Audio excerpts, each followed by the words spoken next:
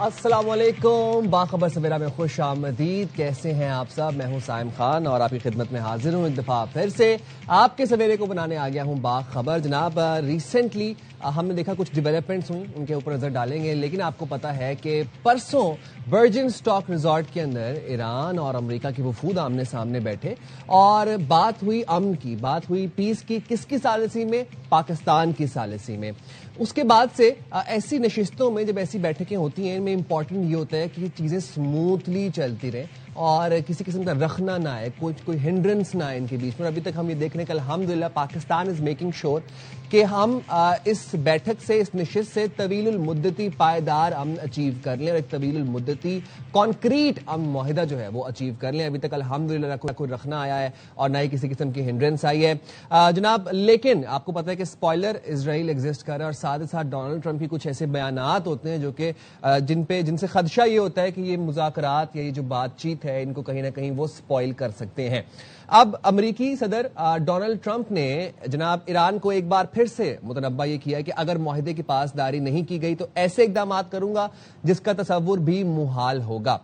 اچھا، یہ باتیں سن کے آپ نے تھوڑے ٹینشن میں نہیں آنا. یہ آپ کو پتا ڈونلڈ ٹرمپ کا ایک مزاج ہے، وہ اس طرح کی باتیں کرتے رہتے ہیں. But having said that he does not realise کہ وہ president of the United State بھی ہیں اور ان کے ایک ایک جملے، ایک ایک الفاظ کی ایک قیمت بھی ہے، اس کا ایک ویٹ بھی ہے. لیکن ساتھ ساتھ بہت سی خوشائن خبریں بھی ہیں، وہ بھی آپ کو ذرا بتائیں گے. پہلے ذرا ڈونلڈ ٹرمپ کی آپ بات چیت سن لیں. اوول آفس میں میڈیا سے گفتگو وہ کر رہے تھے اور انہوں نے کہا کہ ایران کے ساتھ مذاکرات جاری ہیں، دیکھتے ہیں معاملات کس ڈگر پر چلتے ہیں. پھر انہوں نے یہ بھی کہا کہ ایران جوہری معاملے پر شفافیت یقینی بنانے پر آمادہ ہو چکا ہے اور بڑے پیمانے پر تباہی پھیلانے والے جو ہتھیار ہیں ان سے متعلق معائنوں کی اجازت دینے پر بھی ایران رضامند ہو چکا ہے. نیوکلیئر ڈسٹ کی جو پوائنٹ ہے آپ کو یاد ہوگا کہ وہ اب ڈونلڈ ٹرمپ کو بڑا بادر کرتا ہے. اینی ہاؤ وہ ان کو کیا چیز کب بادر کر جائے یہ ڈونلڈ ٹرمپ کو ہی پتہ ہی ہے. ہم کچھ نہیں کہہ سکتے، نہ ہی کوئی تجزیہ کار اس پہ کوئی انالیسس دے سکتے ہیں. بات آپ کو پتہ ہے جنگ کی شروع ہوئی تھی، ڈونلڈ ٹرمپ شروع میں کہتے تھے کہ بیلسٹک میزائلز ایران نہیں رکھ سکتا. آج ڈونلڈ ٹرمپ وہی ڈونلڈ ٹرمپ ہے جو یہ بات کہہ رہے ہیں کہ جناب جب باقی ممالک کے پاس بیلسٹک میزائلز ہیں تو ایران کیوں نہیں رکھ سکتے؟ تو ایران کے ساتھ ناانصافی ہو جائے گی. ڈونلڈ ٹرمپ نے اوول آفس میں وہ گفتگو کر رہے تھے. مزید انہوں نے یہ کہا کہ آبنہ ہرمز مکمل طور پر جو ہے وہ کھلی ہے اور خطے کی صورتحال پر مسلسل نظر رکھی جا رہی ہے. ایران کی جو بحریہ تھی، فضائیہ، ریڈار اور لیڈرشپ سب ختم ہو چکی ہے. ڈونلڈ ٹرمپ کے مطابق اگر ایران معاہدے پر قائم نہیں رہا تو وہی کروں گا جو مجھے کرنا ہے. تو ڈونلڈ ٹرمپ آپ کو پتا ہے کہ ساتھ ساتھ اپنی یہ جو دھمکیاں میز بیانات ہیں ڈونلڈ ٹرمپ کے، وہ ان کا سلسلہ نہیں رک رہا. اور پھر وہی بات ہے کہ کہیں نہ کہیں ہمیں یہی ڈر لگا رہتا ہے کہ اتنی محنت سے، اتنی ہارڈ ورک سے ہم نے یہ اچیو کر لیا کہ ایران اور امریکہ کے وفود کو آمنے سامنے بٹھا کے پیس کے اوپر بات کرنا شروع کر دی. 60 ڈیز کا فریم ورک ہو گیا، ایک 14 پوائنٹ ایجنڈا سامنے آ گیا، MOU پر دستخط ہو گئے. اس کے بعد جب ڈونلڈ ٹرمپ اس طرح کی باتیں کرتے ہیں تو ظاہر ہے وہ ایک وار ریٹرک میں کنسیڈر ہوتا ہے. یا پھر ڈونلڈ ٹرمپ کے مطابق اب بتانے والے تو یہ بتاتے ہیں کہ ڈونلڈ ٹرمپ جو ہے وہ ایک پریشر کریٹ کرتے ہیں، اس کے بعد پھر وہ بیک ٹریک کر جاتے ہیں، یو ٹرن لے لیتے اپنے بیانات سے. لیکن خوشائن خبر یہ ہے کہ آج ایرانی صدر مسعود پزشکیان پاکستان آ رہے ہیں پاکستان کا شکریہ ادا کرنے، اور ان کی ملاقات ہوگی وزیر اعظم شہباز شریف سے، ساتھ ہی ساتھ فیلڈ مارشل سید عاصم منیر صاحب سے بھی. تو آج ان کا دورہ متوقع ہے. آج ایرانی صدر مسعود پزشکیان دورے پر پاکستان آئیں گے. بہت سے امور پر گفتگو ہوگی، خاص طور پر یہ جو ریسنٹ ڈیولپمنٹس ہو رہی ہیں امن کے حوالے سے، اس کے اوپر گہری گفتگو ہوگی. امریکہ اور ایران کا حتمی معاہدے تک پہنچنے کے لیے 60 روز کا جو 60 ڈیز کا روڈ میپ تھا اس پر اتفاق ہوا برگن اسٹاک ریزورٹ میں. تکنیکی مذاکرات جو ہیں وہ ہفتے بھر جاری رہیں گے. جو ٹیکنیکل ٹیمز ہیں وہ برگن اسٹاک میں ہی موجود ہیں. باقی جو وفود ہیں، جو مین ڈگنیٹریز تھے ایران، امریکہ اور پاکستان کے، وہ واپس آ چکے ہیں. مذاکرات کی نگرانی کے لیے پاکستان اور قطر کی ثالثی میں کمیٹی تشکیل دی جائے گی اور چیف مذاکرات کار کمیٹی کو باقاعدگی سے پیش رفت سے آگاہ بھی کریں گے. جناب اسی حوالے سے بات کر لیتے ہیں. ہمارے ساتھ موجود ہیں اس حوالے سے بات کرنے کے لیے former ambassador, former permanent representative in United States for Pakistan. بات کر لیں گے مسعود احمد خان صاحب سے. بہت شکریہ سردار مسعود خان صاحب، آپ نے باخبر سویرا کے لیے وقت نکالا. سر، اسرائیل تو ایز اے اسپوائلر ایگزسٹ کر ہی رہا ہے اور دہائیوں سے کر رہا ہے. جب بھی کوئی امن کی بات آتی ہے ہمیں پتہ ہے نیتن یاہو جارحیت کرتا ہے. اب لبنان پر مسلسل حملے جاری ہیں. نیتن یاہو کی تو یہی کوشش ہے کسی نہ کسی طرح سے یہ پیس ڈیل جو ہے افیکٹ ہو اور پیس پریویل نہ کرے دنیا میں. بٹ ڈونلڈ ٹرمپ کیا کرنا چاہ رہے ہیں؟ کیا ہم اس کو وار ریٹرک سمجھیں؟ اب جن کی جو کل ٹویٹ آئی ہے، جنہوں نے اوول آفس میں گفتگو فرمائی ہے، اس کو کیا سمجھیں؟ وار ریٹرک سمجھیں یا پھر یہ just he is trying to create pressure اور بعد میں وہ بیک ٹریک کر لیں گے ان بیانات سے؟ بہت بہت شکریہ. میں سمجھتا ہوں کہ آپ اس کا پہلے ہی تجزیہ کر چکے ہیں، لیکن میں اس میں تھوڑا سا یہ اضافہ کرنا چاہتا ہوں کہ اس وقت ان کو ایک اندرونی دباؤ کا سامنا ہے، اور اس کی وجہ یہ ہے کہ انہوں نے جو مفاہمی یادداشت جس کے اوپر دستخط کروائے ہیں، مطلب دونوں ایران سے کروائے اور خود بھی کیے ہیں، تو اس میں واضح جھکاؤ ایران کی طرف ہے. ایران کو بہت سی رعایتیں ملی ہیں. مثال کے طور پر اس کو جو ہے ابھی فوری طور پر خود صدر ٹرمپ نے یہ کہا کہ ان کو اطلاعات کے مطابق $12 بلین جو ان کے منجمد اثاثے تھے ان کو ریلیز کر دیا جائے گا. دوسرا یہ ہے کہ ان کو تیل بیچنے کی اجازت ہے، اور صرف تیل نہیں بلکہ جو پیٹروکیمیکل پروڈکٹس ہیں یا ڈیریویٹیوز ہیں یا پیٹرولیم پروڈکٹس ہیں ان کی اجازت مل گئی ہے، اور اس سے بلینز آف ڈالرز کا ایران کو فائدہ ہوگا. پھر یہ ہے کہ ایران کی طرف سے یہ ہے کہ انہوں نے بھی جو ہے ایران اور امریکہ نے ایک ہاٹ لائن قائم کی ہے تاکہ آبنا ہرموز کی گزرگاہ جو ہے اس میں سے جب جہاز آئیں اور جائیں، آئل ٹینکرز اینڈ ویسلز، تو اس کے سلسلے میں کوئی غلط فہمی نہ پیدا ہو جس سے وہ ٹریفک نہ روکنے پائے. اور ایک آخری نقطہ ہے وہ یہ ہے کہ صدر ٹرمپ نے بھی یہ کہا ہے کہ ایران اس بات پہ آمادہ ہو گیا ہے کہ انٹرنیشنل اٹامک انرجی ایجنسی کے جو انسپیکٹرز ہیں وہ دوبارہ ایران میں آ سکتے ہیں. یہ انہوں نے سلسلہ گزشتہ برس اسرائیل اور امریکہ کے حملوں کے بعد ختم کر دیا تھا، یعنی ایران کی پارلیمنٹ نے اسے ختم کروا دیا تھا. تو مثبت پیش رفت ہو رہی ہے. میں آپ کو کہہ رہا تھا کہ صدر ٹرمپ جو ہے ان کو دباؤ ہے، خاص طور سے دو طرف سے دباؤ ہے. ایک اسرائیل کی طرف سے دباؤ ہے، اور وہاں تقریباً کھلا لوگوں نے صدر ٹرمپ کی مخالفت کی ہے اسرائیلی کابینہ میں اور اسرائیلی اپوزیشن میں.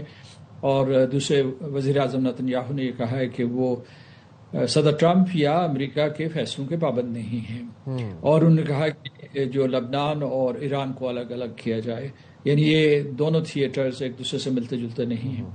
تو ایک تو یہ ہے. دوسرا یہ کہ ان کی جو میگا کنسٹیٹوئنسی ہے اس میں بھی بغاوت ہے، جس میں خاص طور سے ان کے جو بہت ہی قریبی حلیف ہیں وہ صدر ٹرمپ سے نالاں ہیں، اور وہ انہیں نشانہ تنقید بنا رہے ہیں کہ یہ جو پیس ڈیل انہوں نے کی ہے یا جو فریم ورک اگریمنٹ کیا ہے یہ امریکہ کے مفادات میں نہیں ہے.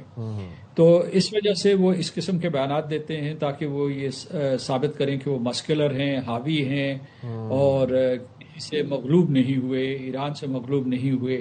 لیکن دوسری طرف یہ اپنی جگہ پہ حقیقت ہے کہ جو انہوں نے فارمولا دیا ہے اس صدر ٹرمپ نے، یقیناً انہوں نے بھی اتفاق کیا ہے، تو اس سے پورے کے پورے اس خطے میں صورتحال بدل سکتی ہے. یعنی مطلب یہ ہے کہ ایران اور امریکہ کے تعلقات بہتر ہو سکتے ہیں، ایران اور خلیجی ریاستوں کے نہ صرف تعلقات بہتر ہوں گے بلکہ جو معاشی معاملات میں ان کا ایک دوسرے کے پر انحصار بڑھ جائے گا، وہ سٹیک ہولڈرز بن جائیں گے پورے کے پورے خلیجی ریاستوں. اور اگلا سوال بھی مسعود صاحب اسی سے ریلیٹڈ ہے کہ ایران کو اب خام تیل، پیٹروکیمیکل مصنوعات، جو ایرانی پیٹرولیم مصنوعات ہیں ان کی پیداوار کی، ترسیل کی، فروخت کی اجازت مل گئی ہے امریکہ سے فار 60 days. ایک ٹیمپریری لائسنس ان کو جاری کیا گیا کہ 60 days کے اندر وہ سیل پرچیز اپنا آئل جو ہے وہ فریلی ٹریڈ کر سکتے ہیں. اکنامکلی تو اس کے بڑے مثبت اثرات ہوں گے ہی ہوں گے، but in the new world order in the years to come Iran کی ایک نئی شناخت، ایک نئی پہچان، ایک نیا قد دیکھ رہے ہیں آپ؟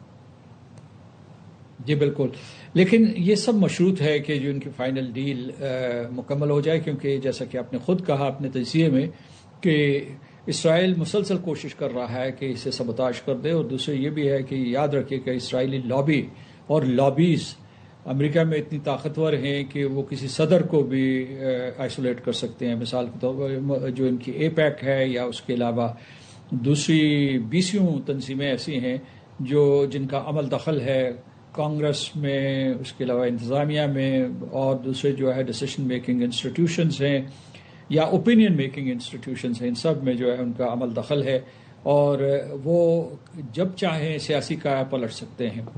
تو اس وجہ سے یہ ذرا مشکل ہے کہنا، لیکن اگر یہ چیزیں، یعنی ہمارا مفروضہ یہ ہے کہ اگر یہ چیزیں صحیح طریقے سے مکمل ہو جائیں، 80% بھی مکمل ہو جائیں، تو جیسے کہ آپ نے بڑا اچھا لفظ استعمال کیا کہ ایران کی علاقائی اور عالمی شناخت تبدیل ہو جائے گی، اور بلکہ جو خلیجی ریاستوں اور مشرق وسطی کی عالمی شناخت تبدیل ہو جائے گی. تو اس کے آثار موجود ہیں. اور پھر یہ ہے کہ یہاں تک کیا آسرائی کی جا رہی ہے کہ نہ صرف یہ جو ایران کی تعمیر نو ہے جس کے اوپر کوئی تقریباً $300 ارب مختص کیے جا رہے ہیں، اس میں نہ صرف یہ خلیجی ریاستیں ہاتھ بٹائیں گی بلکہ یہ بھی کہا جا رہا ہے کہ جو امریکہ کے ایشیائی حلیف جاپان ہوا، ساؤتھ کوریا ہوا، ملیشیا ہوا، سنگاپور ہوا، وہ بھی اس کام میں شریک ہو سکتے ہیں. تو اس میں سرمایہ کاری بھی ہوگی، تعمیر نو ہوگی اور ترقیاتی منصوبوں کے اوپر کام کیا جائے گا تاکہ معاف کیجیے گا ایران کے اندر جو وسیع پیمانے پہ ان کے انفراسٹرکچر کی تباہی و بربادی ہوئی ہے اس کو دوبارہ سے تعمیر نو کے ذریعے بحال کیا جائے، ان کریٹیکل انفراسٹرکچر کو بحال کیا جائے. اچھا مسعود صاحب، ایک میں بڑی آپ سے کریٹیکل چیز جاننا چاہوں گا. باراک اوباما ایڈمنسٹریشن میں جو JCPO معاہدہ ہوا تھا، جو کہ ایک ٹریڈ مارک معاہدہ تھا اور اس کے بڑا زبردست معاہدہ تھا، طویل نشستیں تھیں، کافی عرصے تک وہ چلتا رہا، بات چیت ہو چکی، نیٹی گریٹیز ڈسکس ہوئی اس کے اندر، اور پھر وہ ایک کانکریٹ معاہدہ سمجھا جاتا تھا جس کے اندر پھر ضامن بھی تھے، وہ P5+1. وہ زبردست معاہدہ کہا جاتا ہے، اس کو تاریخ میں یاد رکھا جاتا ہے اس معاہدے کو. لیکن ڈونلڈ ٹرمپ اس معاہدے پہ ہمیں ہمیشہ تنقید کرتے ہوئے نظر آئے. ان کے پاس اپنی وجوہات ہیں، اپنی ریزنز ہیں اس چیز کے لیے. جو اب یہ جو آپ کے سامنے جو 14 پوائنٹ MOU آیا ہے، جو ایجنڈا آیا ہے، دیکھنے والے، پڑھنے والے، تجزیہ کار یہی بتاتے ہیں کہ it's more inclined towards Iran. آپ کو لگتا ہے کہ یہ جو معاہدہ اب ہونے جا رہا ہے انشاءاللہ پاکستان کے ثالثی میں، یہ اتنا کانکریٹ معاہدہ ہے JCPO جتنا، یا پھر اس سے زیادہ ہے؟ جب ہم کہتے ہیں کہ یہ جو مفاہمتی یادداشت ہے جو کہ اس میں جو ابھی جس نے پورے کا پورا سلسلہ مذاکراتی عمل شروع کیا ہے، اس میں تو یعنی اگر معاشی اعتبار سے دیکھیں یا اس کے علاوہ کئی اور معاملات ہیں تو ایران کی طرف جھکاؤ ہے، لیکن جو نیوکلیئر ڈیل کا معاملہ ہے وہ ابھی تک طے نہیں ہوا، اس کے اوپر مذاکرات ہونے باقی ہیں اور اس کا ابھی آغاز ہی نہیں ہوا. یعنی مطلب ایک طریقے سے آغاز ہو چکا ہے. 26 فروری تک امریکہ اور ایران عمان کے وزیر خارجہ کے زیر سرکردگی یہ کام کر رہے تھے، تو لہٰذا بہت سی گفتگو ہو چکی ہے. اور پھر جب پاکستان ثالثی کر رہا تھا، یعنی مطلب جو بیک چینل کے ذریعے، تو اس میں بھی جو ہے ان کے جو بھی تجاویز ہیں نیوکلیئر ڈیل سے متعلق ان کا تبادلہ ہوتا رہا. تو یہ نہیں کہ یہ بالکل نابلد ہیں اور بالکل جو ہے کہ scratch, they would not start from scratch. تو اس لیے اور دوسرے یہ بھی میں آپ کو بتاؤں کہ جو 2015 کا معاہدہ تھا وہ ایک قسم کی فاؤنڈیشن ہے. یعنی صدر ٹرمپ یہ کہنے کی کوشش، اس میں بہت سے معاملات جو ہیں وہ طے ہو چکے ہیں اور وہ خاکہ، وہ بلو پرنٹ ابھی تک موجود ہے. صدر ٹرمپ یہ اصرار کر رہے ہیں کہ اس میں کچھ اضافہ کریں گے تاکہ وہ کہہ سکیں اپنے عوام کو، ریپبلکن پارٹی کو اور جو ہے ڈیموکریٹس کو یہ کہہ سکیں کہ دیکھیں یہ میں بہتر معاہدہ لایا ہوں. لیکن جو بھی آپ اس کا جس طریقے سے بھی تجزیہ کریں تو اس میں جو اضافیت زیادہ ممکن نظر نہیں آ رہی. اس کی وجہ یہ ہے کہ وہی معاملات ہیں، یا شاید یہ زیادہ سے زیادہ ہو جائے کہ ایران نے ایک مرتبہ پھر لکھ کے دے گا کہ میں جوہری ہتھیار نہیں بناؤں گا، جو سلامتی کونسل ہے اس کی تصدیق کر دے گی اور اس کے بعد اس کی ایک قانونی حیثیت ہو جائے گی. یعنی یہ ایران نے بین الاقوامی برادری اور امریکہ سے وعدہ کیا ہوگا، اس میں ثالث بھی 2 موجود ہوں گے جو اس مرتبہ یعنی ایک قسم کے گارنٹورز ہیں، قطر اور پاکستان. اور آپ نے صحیح کہا کہ جو پہلے کی طرح گارنٹورز اس میں موجود نہیں ہیں، چین، روس، United kingdom, France and Germany اور یورپین یونین. تو اس امریکہ بہر صورت اس میں شامل ہوگا.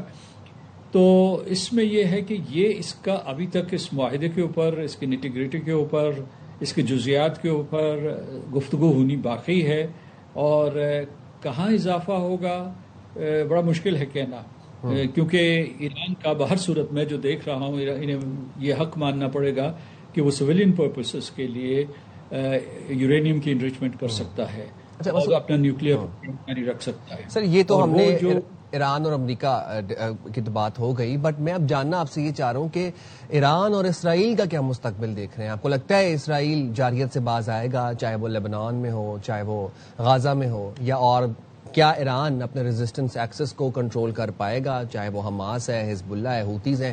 کل JD وینس یہ فرما رہے تھے کہ ایران بھی کنٹرول کرے اپنے ریزسٹنس ایکسس کو اور یہاں سے اسرائیل بھی ہے جو جارحیت بند کرے. آپ ان دونوں کا کیا ڈائنامک دیکھ رہے ہیں ان دی ایئرز ٹو کم؟ دیکھیے جو ہے میں سمجھتا ہوں کہ اگر اسرائیل علاقے میں اپنی جارحیت روک لے تو حزب اللہ کی جارحیت ختم ہو جائے گی. اسی طریقے سے حماس کی جو مزاحمت ہے وہ بھی اسرائیل کے جینوسائیڈ کی وجہ سے ہے, اور جو باقی حلیف ہیں ہوتیز ہیں وہ اس پوری جنگ میں شریک نہیں ہوئے, اور اگرچہ مطلب وہ ایک اشارے کے منتظر تھے ایران کی طرف سے کہ وہ باب المندب کو بند کر دیں. لیکن ایک چیز میں آپ کو بتا رہا ہوں کہ وہ جو اس پوری کی پوری جنگ میں اسرائیل برے طریقے سے ہارا ہے, کیونکہ نہ صرف وہ فوجی اہداف نہیں حاصل کر سکا یا سیاسی اہداف نہیں حاصل کر سکتا, انہوں نے رژیم چینج کروانی تھی ایران میں, وہ نہیں حاصل کر سکا, بلکہ وہ سفارتی تنہائی کا شکار ہوا ہے. اور اس نے نہ صرف اپنے آپ کو نقصان پہنچایا بلکہ دنیا کی سپر پاور جو ہے اس کو بہت بڑا نقصان پہنچایا ہے. ایک تو یہ ہے کہ خواہ مخواہ ان کا جو ہے ٹریلینز آف ڈالرز کا اسلحہ بارود اور ان کے جو بہت سوفسٹیکیٹڈ ویپنری اور پلیٹ فارمز تھے ان کو نقصان پہنچوایا, اور اس کے علاوہ یہ ہے کہ ان کی بدنامی ہوئی. مثلا یہ جو ایران جیسا ملک جو ہے جو ان کے سوفسٹیکیٹڈ ایئر کرافٹ یا اس کے علاوہ دوسرے جو ہے ان کے ایئر ڈیفنس سسٹمز کو نشانہ بنا سکتا ہے, یا اس میں اتنی قوت ہے کہ اتنی 21,000 بمباریوں کے بعد اس میں اتنی طاقت ہے کہ وہ ان کی بیسز کو, امریکہ کی جو بیسز ہیں وہاں جو بحری اڈہ ہے یا فضائی اڈہ ہے اس کو, یا جو ان کے اور دوسرے اڈے ہیں جو مثلا سعودی عرب میں موجود ہیں ان کو نشانہ بنایا ہے, یا بحرین کا میں نے ذکر کر دیا وہاں جو ہے بحری اڈہ. تو اس سے امریکہ کو بہت نقصان پہنچا ہے. لیکن امریکہ کو اس سے بڑا نقصان یہ پہنچا ہے کہ اس نے بڑے اعتماد سے صرف اسرائیل کے کہنے پہ جب اس جنگ کا آغاز کیا تو وہ ساری دنیا میں تنہا رہ گیا, یہاں تک کہ اس کے جو قریب ترین حلیف تھے یعنی یورپی ممالک, مغربی یورپ کے, یورپین یونین کے, نیٹو کے, وہ اس کے ساتھ کھڑے نہیں ہوئے, نیٹو اس کے ساتھ کھڑی نہیں ہوئی. اور جو جاپان اور ساؤتھ کوریا ہے یا آسٹریلیا اور کینیڈا ہے انہوں نے بھی فاصلہ بنا لیا.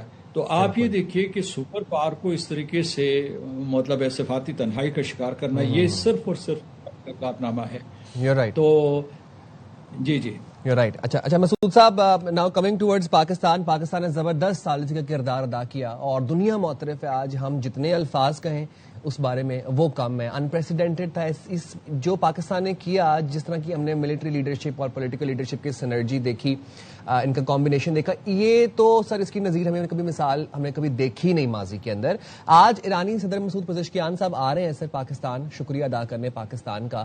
1 روزہ دورہ ہے ان کا, اور وہ صدر آصف علی زرداری سے ملیں گے, وزیر اعظم شہباز شریف سے, اور فیلڈ مارشل سے بھی ان کی ملاقات ہوگی.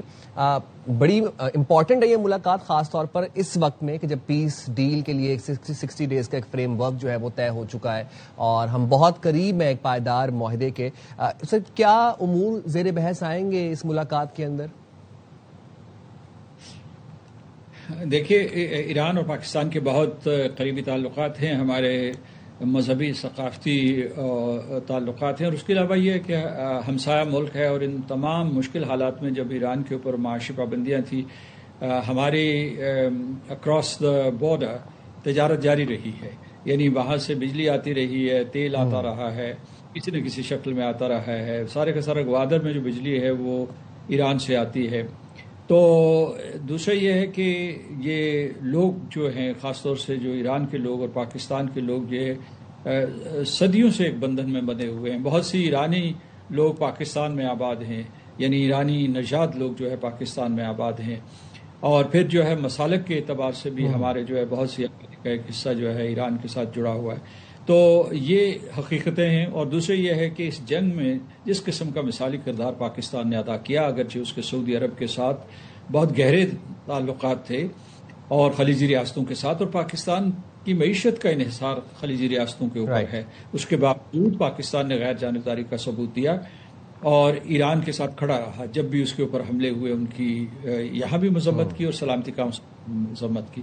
اب دوسرے جو آپ نے سوال پوچھا ہے کہ کیا معاملات زیر بحث آئیں گے, تو سب سے پہلے یہ ہے کہ یعنی مطلب ہے پاکستان نے جو ثالثی کی ہے اس کی وجہ سے جو آگے امور طے ہونے ہیں, اور جس طریقے سے ایران کا پورا پوسچر ہوگا یا اس کی جو اپروچ ہوگی اس کے اوپر تبادلہ خیال ہوگا. دوسرا یہ ہے کہ جو ہمارے باہمی تجارتی اور معاشی تعلقات ہیں ان کے اوپر بات چیت ہوگی. میں سمجھتا ہوں کہ ایک نیا سنہری اور تاریخی موقع ہے کہ مجھے اجازت دیجیے کہ میں اس کو مکمل کر لوں. جی کہ اس میں سب سے پہلے یہ ہے کہ اس جنگ کے دوران جو ہماری 3 پورٹس ہیں، کراچی، پورٹ قاسم اور اس کے بعد گوادر، ان سے جو ہے جو جہاز یہاں کے لنگر انداز ہوئے تھے، انہوں نے ایران میں بہت سی چیزیں پہنچائی تھیں. یعنی مطلب ہے جو تو ان تفصیلات کی وجہ سے ایک نیا کوریڈور، ایک نئی راہداری بن گئی ہے. اس کے علاوہ جو پہلے ہم انفارمل انداز میں بجلی اور تیل لیتے تھے، وہ فارمل انداز میں لے سکتے ہیں. اس دوران کے دوران بھی لے سکتے ہیں. اور آخری چیز یہ ہے کہ we should think of promoting complementarity between the Gwadar and Chabahar ports.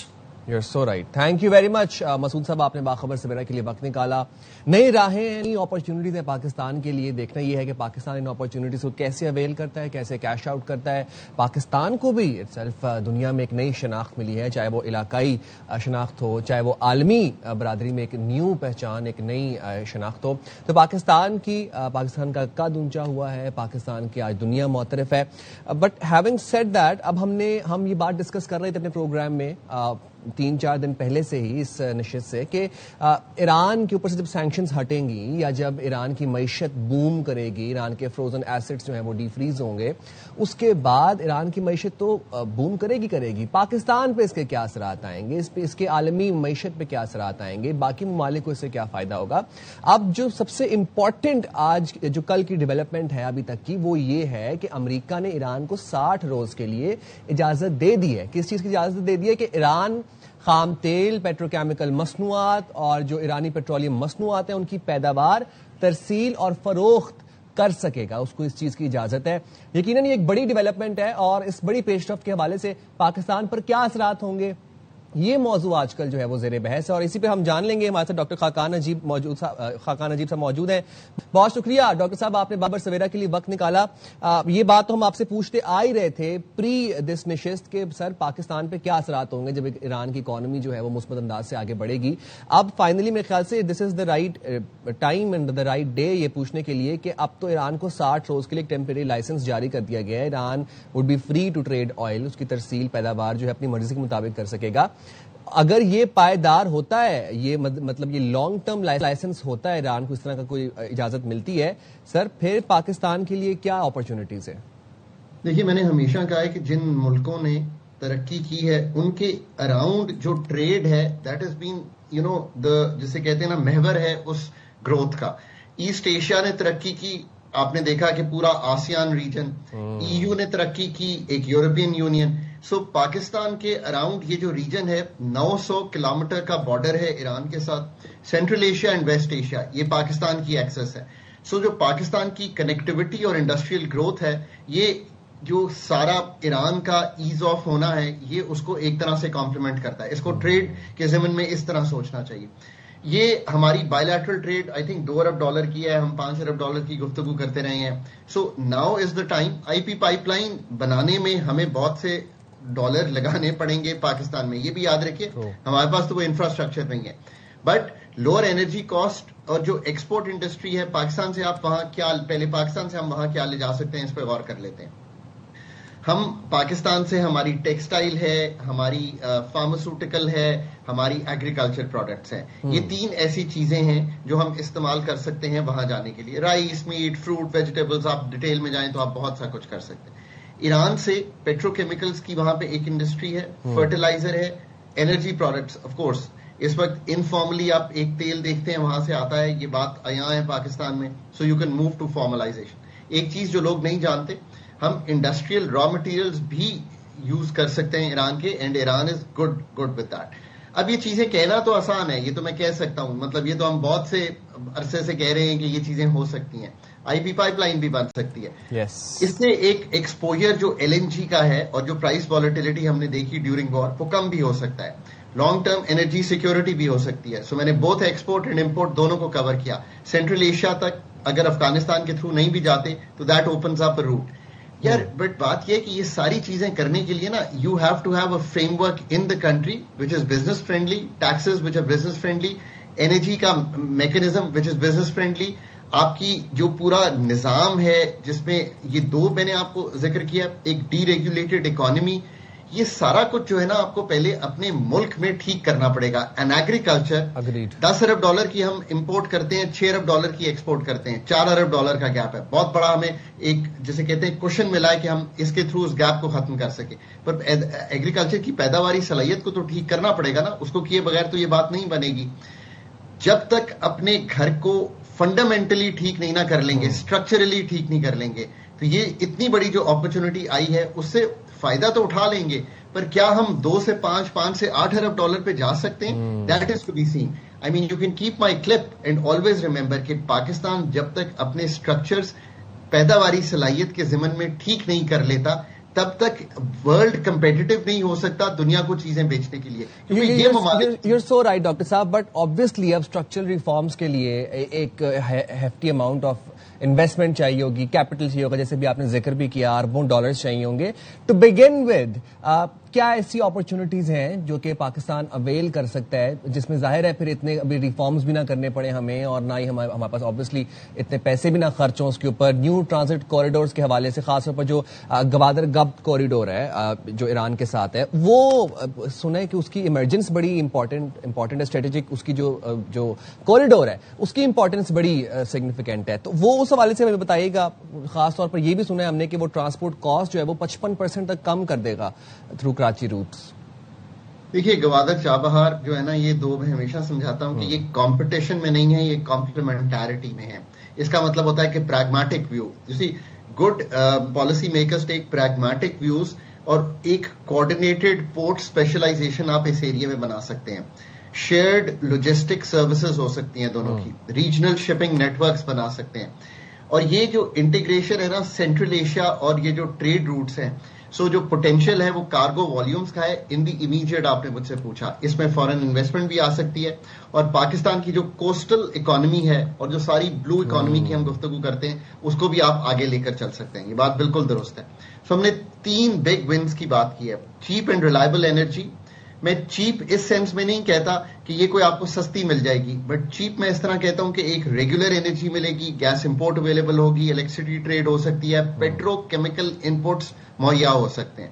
Balochistan کی اکنامک ٹرانسفارمیشن اور جو ہم نے وہاں پہ ایک انریسٹ دیکھا ہے, وہاں پہ ہم نے جو پاورٹی کے لیولز دیکھے ہیں, اس کو ایک بارڈر کی مارکیٹ ملتی ہے. Let's play with that. Logistic hub بنانے چاہیے ہمیں وہاں پہ.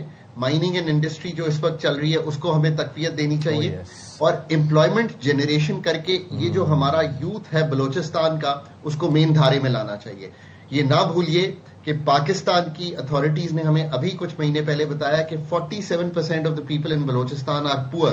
میں بار بار کہتا ہوں کہ اس کی جو ہماری وہاں پہ سیکورٹی ہینڈلنگ ہے, it has to be complemented to bring in these people in the dhara. اور تیسری چیز, ریجنل ٹریڈ ہی دنیا میں ASEAN, EU, Pakistan, Central Asia, Turkey, Europe, یہ ہماری, اور ایکسس ٹو ایران, یہ ہماری integration with regional transport corridors ہے. یہ بہت بڑی اپرچونٹی ہے. میں پھر کہوں گا کہ یہ جو جیو اکنامک اپرچونٹی ہے اس کا فائدہ تب تک نہیں آئے گا جب تک ہم اپنے گھر کو فنڈامنٹلی ٹھیک نہیں کر لیتے ان آل ایریاز جو میں بار بار مینشن کرتا ہوں. درست فرما رہے ہیں ہم. کریکٹ ڈاکٹر صاحب. اگر مطلب ایرانی تیل تک کی رسائی ہو جاتی ہے ہماری in the years to come, Pakistan access کر سکتا ہے ایرانی تیل, اس کے پاکستان کے درآمدی بل, زر مبادلہ کے ذخائر, کرنٹ اکاؤنٹ پر کوئی اثرات ہوں گے؟ دیکھیے, ایک تو یہ ہوا کہ جب پاکستان نے یہ جو وار سچویشن ابھی دیکھی ہے تو اس میں ہم نے یہ دیکھا کہ تیل کی قیمت $70 سے $115 WTI کی چلی گئی, اور اس نے ہمارے اپریل کی جو بل تھا اس کو $1 ارب سے زائد بڑھا دیا. سو ہمیں سمجھنا یہ ہے کہ پاکستان امپورٹس 70 سے 85% تک تقریباً جو پیٹرولیم ریکوائرمنٹس ہیں they are imported in Pakistan. Geographically obviously ہم سب سے کلوز ہیں. ٹرانسپورٹیشن کاسٹ آپ کی کہاں سے سب سے کم ہوگی؟ ایران سے سب سے کم ہوگی نا.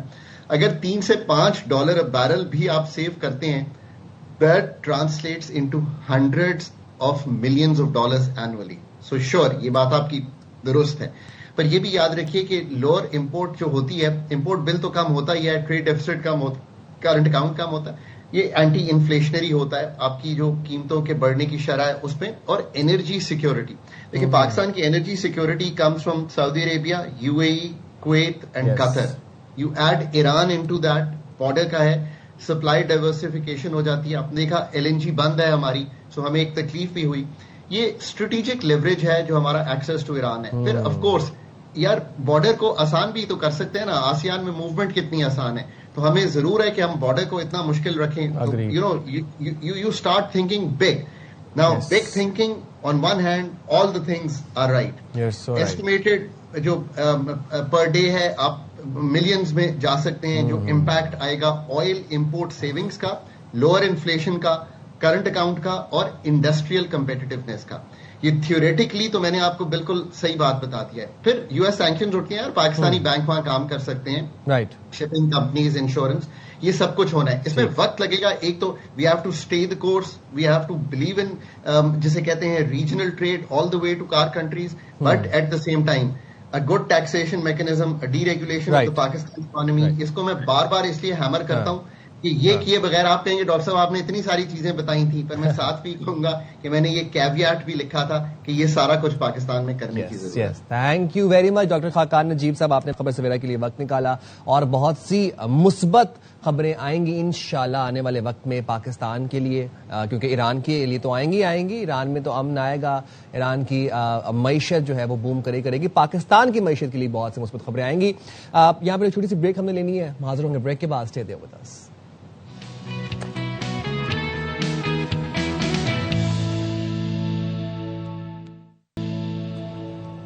अस्सलाम वालेकुम, वेलकम बैक टू बाखबर सवेरा. जनाब, अच्छा कल हमने एक कुछ अजीबोगरीब ही मनाजर देखे. अजीबोगरीब तो नहीं है, खैर अब तो ये तो एक रिवायत ही बन गई है. लेकिन कल जो सिंध असेंबली में हुआ उसमें जो अरकान जो काम जो बातें वो कर रहे थे वो जरा कुछ अजीब लगा हमें देखने में. हुआ कुछ इस तरह से कि सिंध असेंबली के ऐवान में MQM के MPA फरहान अंसारी ने एक बयान दिया. उस पर पीपल्स पार्टी के अरकान सिंध असेंबली में खासे बरहम हो गए. भाई बात तो हाथापाई पर पहुंच गई और फिर सख्त अल्फाज का एक्सचेंज हुआ एक दूसरे के साथ. और बस अगर आप सोचें कि बात हाथापाई तक पहुंच ही गई थी तो फिर पीछे क्या ही रह गया था. पीपल्स पार्टी और MQM के अरकान आमने सामने आ गए. बात जो थी वो बातों से आगे निकल गई. फिर कभी कलम चले, कभी कुछ चला. शजील मेमन साहब गुस्से में आ गए, सीनियर सूबाई वजीर हैं सिंध के. उनके हाथ में एक कलम था, वो उन्होंने उठा के उस तरफ फेंका, बेंचों की तरफ. और उसके बाद जनाब राजा रजाक ने जो कि रहनुमा है पीपल्स पार्टी के, उन्होंने फरहान अंसारी से माफी का मुतालबा कर दिया. अब फरहान अंसारी ने कहा क्या? उन्होंने ये कहा कि मैंने कोई गाली नहीं दी जो मैं माफी मांगू, मैंने तो एक बयान दिया था. वो बयान मैं आपको बताऊंगा नहीं, हम आपको सुनाएंगे उसको प्ले करके. लेकिन वजीर दाखिला सिंध ज़ियाउल हसन लंजार के मुतालबे पर डिप्टी स्पीकर ने फरहान अंसारी के गैर पार्लिमानी और गैर अखलाकी अल्फाज हज़फ कर दिए. और ज़िया लंजार ने ये कहा था कि अब क्या कहा था आपको जरा पहले वो बयान सुनाते हैं कि जिस बयान के ऊपर इतनी गर्मा गर्मी हुई और MQM और पीपल्स पार्टी के अरकान जो सिंध असेंबली थे वो एक दूसरे के सामने आ गए, हाथापाई तक बात पहुंचने लगी थी. पेंशन चले हैं, जरा वो बयान सुन लें आप पहले. तवज्जो चाहिए आपकी प्लीज. इधर उधर की बात ना कर, ये बता मेरा सिंध कैसे लुटा. मुझे रेजनों से गिला नहीं, मुराद अली शाह साहब की रहबराई पे सवाल है. सर कोशिश करेंगे सीधी सीधी इनके करप्शन पे बात करेंगे. तारीखी मंसूबा बन चुका है, इनके गले का हार और इनके गले की हड्डी बन चुका है, जिसे कहते हैं BRT रेड लाइन का मंसूबा. बड़ी तकलीफ है, बोरी बंद लाशें, बोरी बोरी बोरी. कभी देखी है बोरी? देख पाओगे? सह पाओगे? राजा रजाक साहब, बोरी बंद लाशों की एक इनडायरेक्ट धमकी पूरे ऐवान को दी गई है. इस पर मैं इंक्वायरी का ऑर्डर कर रहा हूं. अच्छा, ये आपने सुनिए ज़िया लंजार साहब ने कहा कि बोरी बंद लाशें दिखाने की बातें की गई. बयान पर इंक्वायरी का हुक्म दे रहा हूं.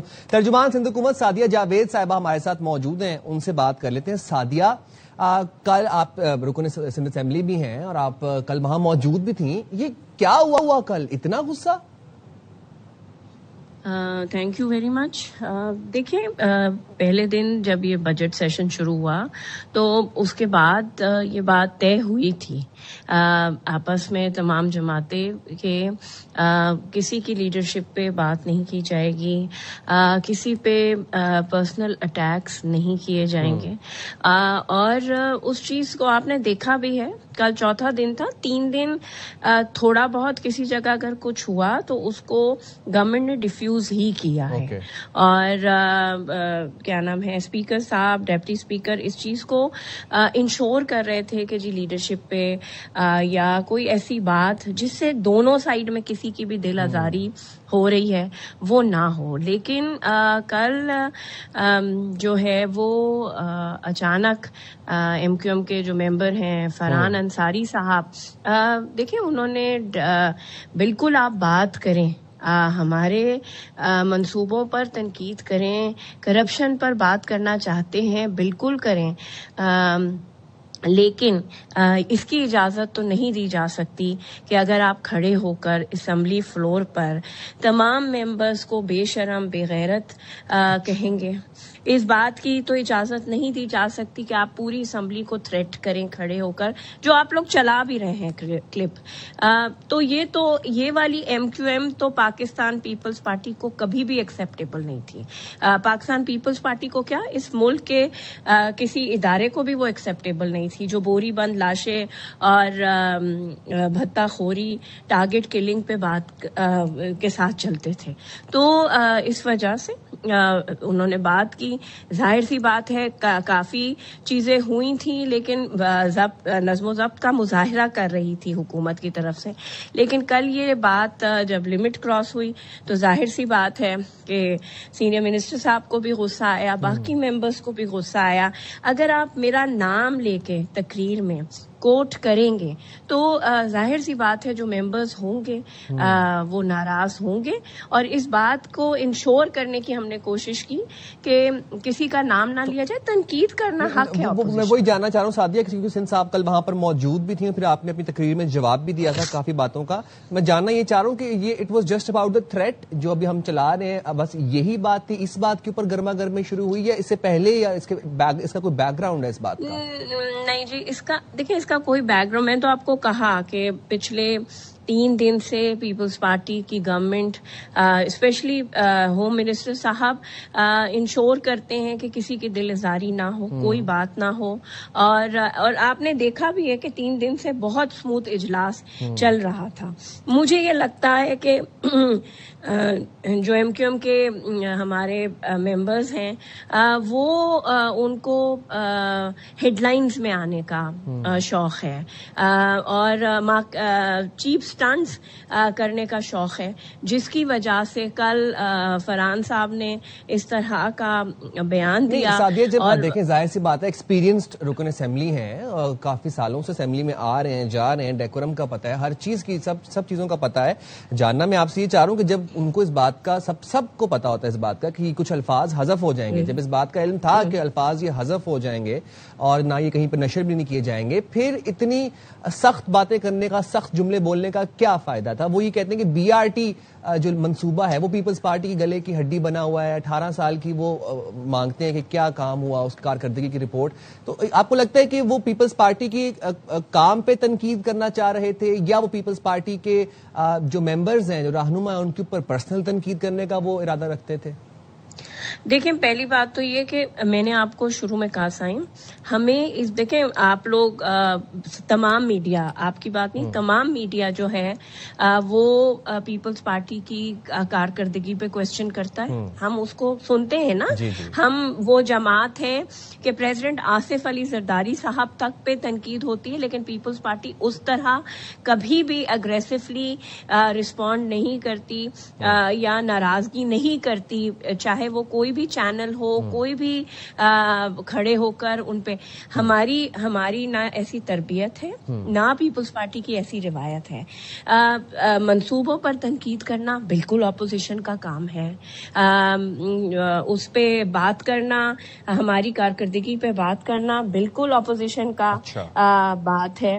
اس میں کوئی بات نہیں کہ جی گٹر پہ ڈھکن نہیں تھے, بی آر ٹی کا کیا پرابلم ہے, پبلک سروس کمیشن کا کیا پرابلم ہے. اس پر بات کرنے پر پاکستان پیپلز پارٹی نے کبھی کسی کے خلاف وہ نہیں کی. بالکل ٹھیک ہے, ہم بھی تقریروں میں جواب دیتے ہیں, ہم بھی تقریروں میں بات کرتے ہیں, لیکن اگر آپ کھڑے ہو کر وہاں تھریٹ کریں گے, آپ وہاں لوگوں کو کھڑے ہو کر بے شرم کہیں گے, آپ انٹائر اسمبلی کو بے شرم کہہ رہے ہیں. تو یہ باتیں مجھے نہیں لگتا کہ کوئی بھی پولیٹیکل پارٹی چاہے وہ پیپلز پارٹی ہو، اگر ہم یہاں سے کھڑے ہو کر یہی الفاظ جس لہجے میں وہ بات کر رہے تھے ایم کیو ایم کے لیے کہیں تو کیا ایم کیو ایم کو ایکسیپٹیبل ہوگا یا پی ٹی آئی کو ایکسیپٹیبل ہوگا؟ بالکل، یہ تو یہ ظاہر ہے یہ پارلیمانی زبان نہیں ہے اور اس کو کوئی بھی نہیں ہے۔ اور پھر دیکھیں وہ اسی وقت یہ بات ہوئی تھی کہ ظاہر سی بات ہے کہ اسمبلی کے ریکارڈ سے تو اس پوری تقریر کو حذف کرنے کے لیے اسپیکر صاحب کو پارلیمانی منسٹر صاحب نے کہا، لیکن دیکھیں پورے سوشل میڈیا پہ پورے میڈیا پر وہ تقریر سرکولیٹ کر رہی ہے۔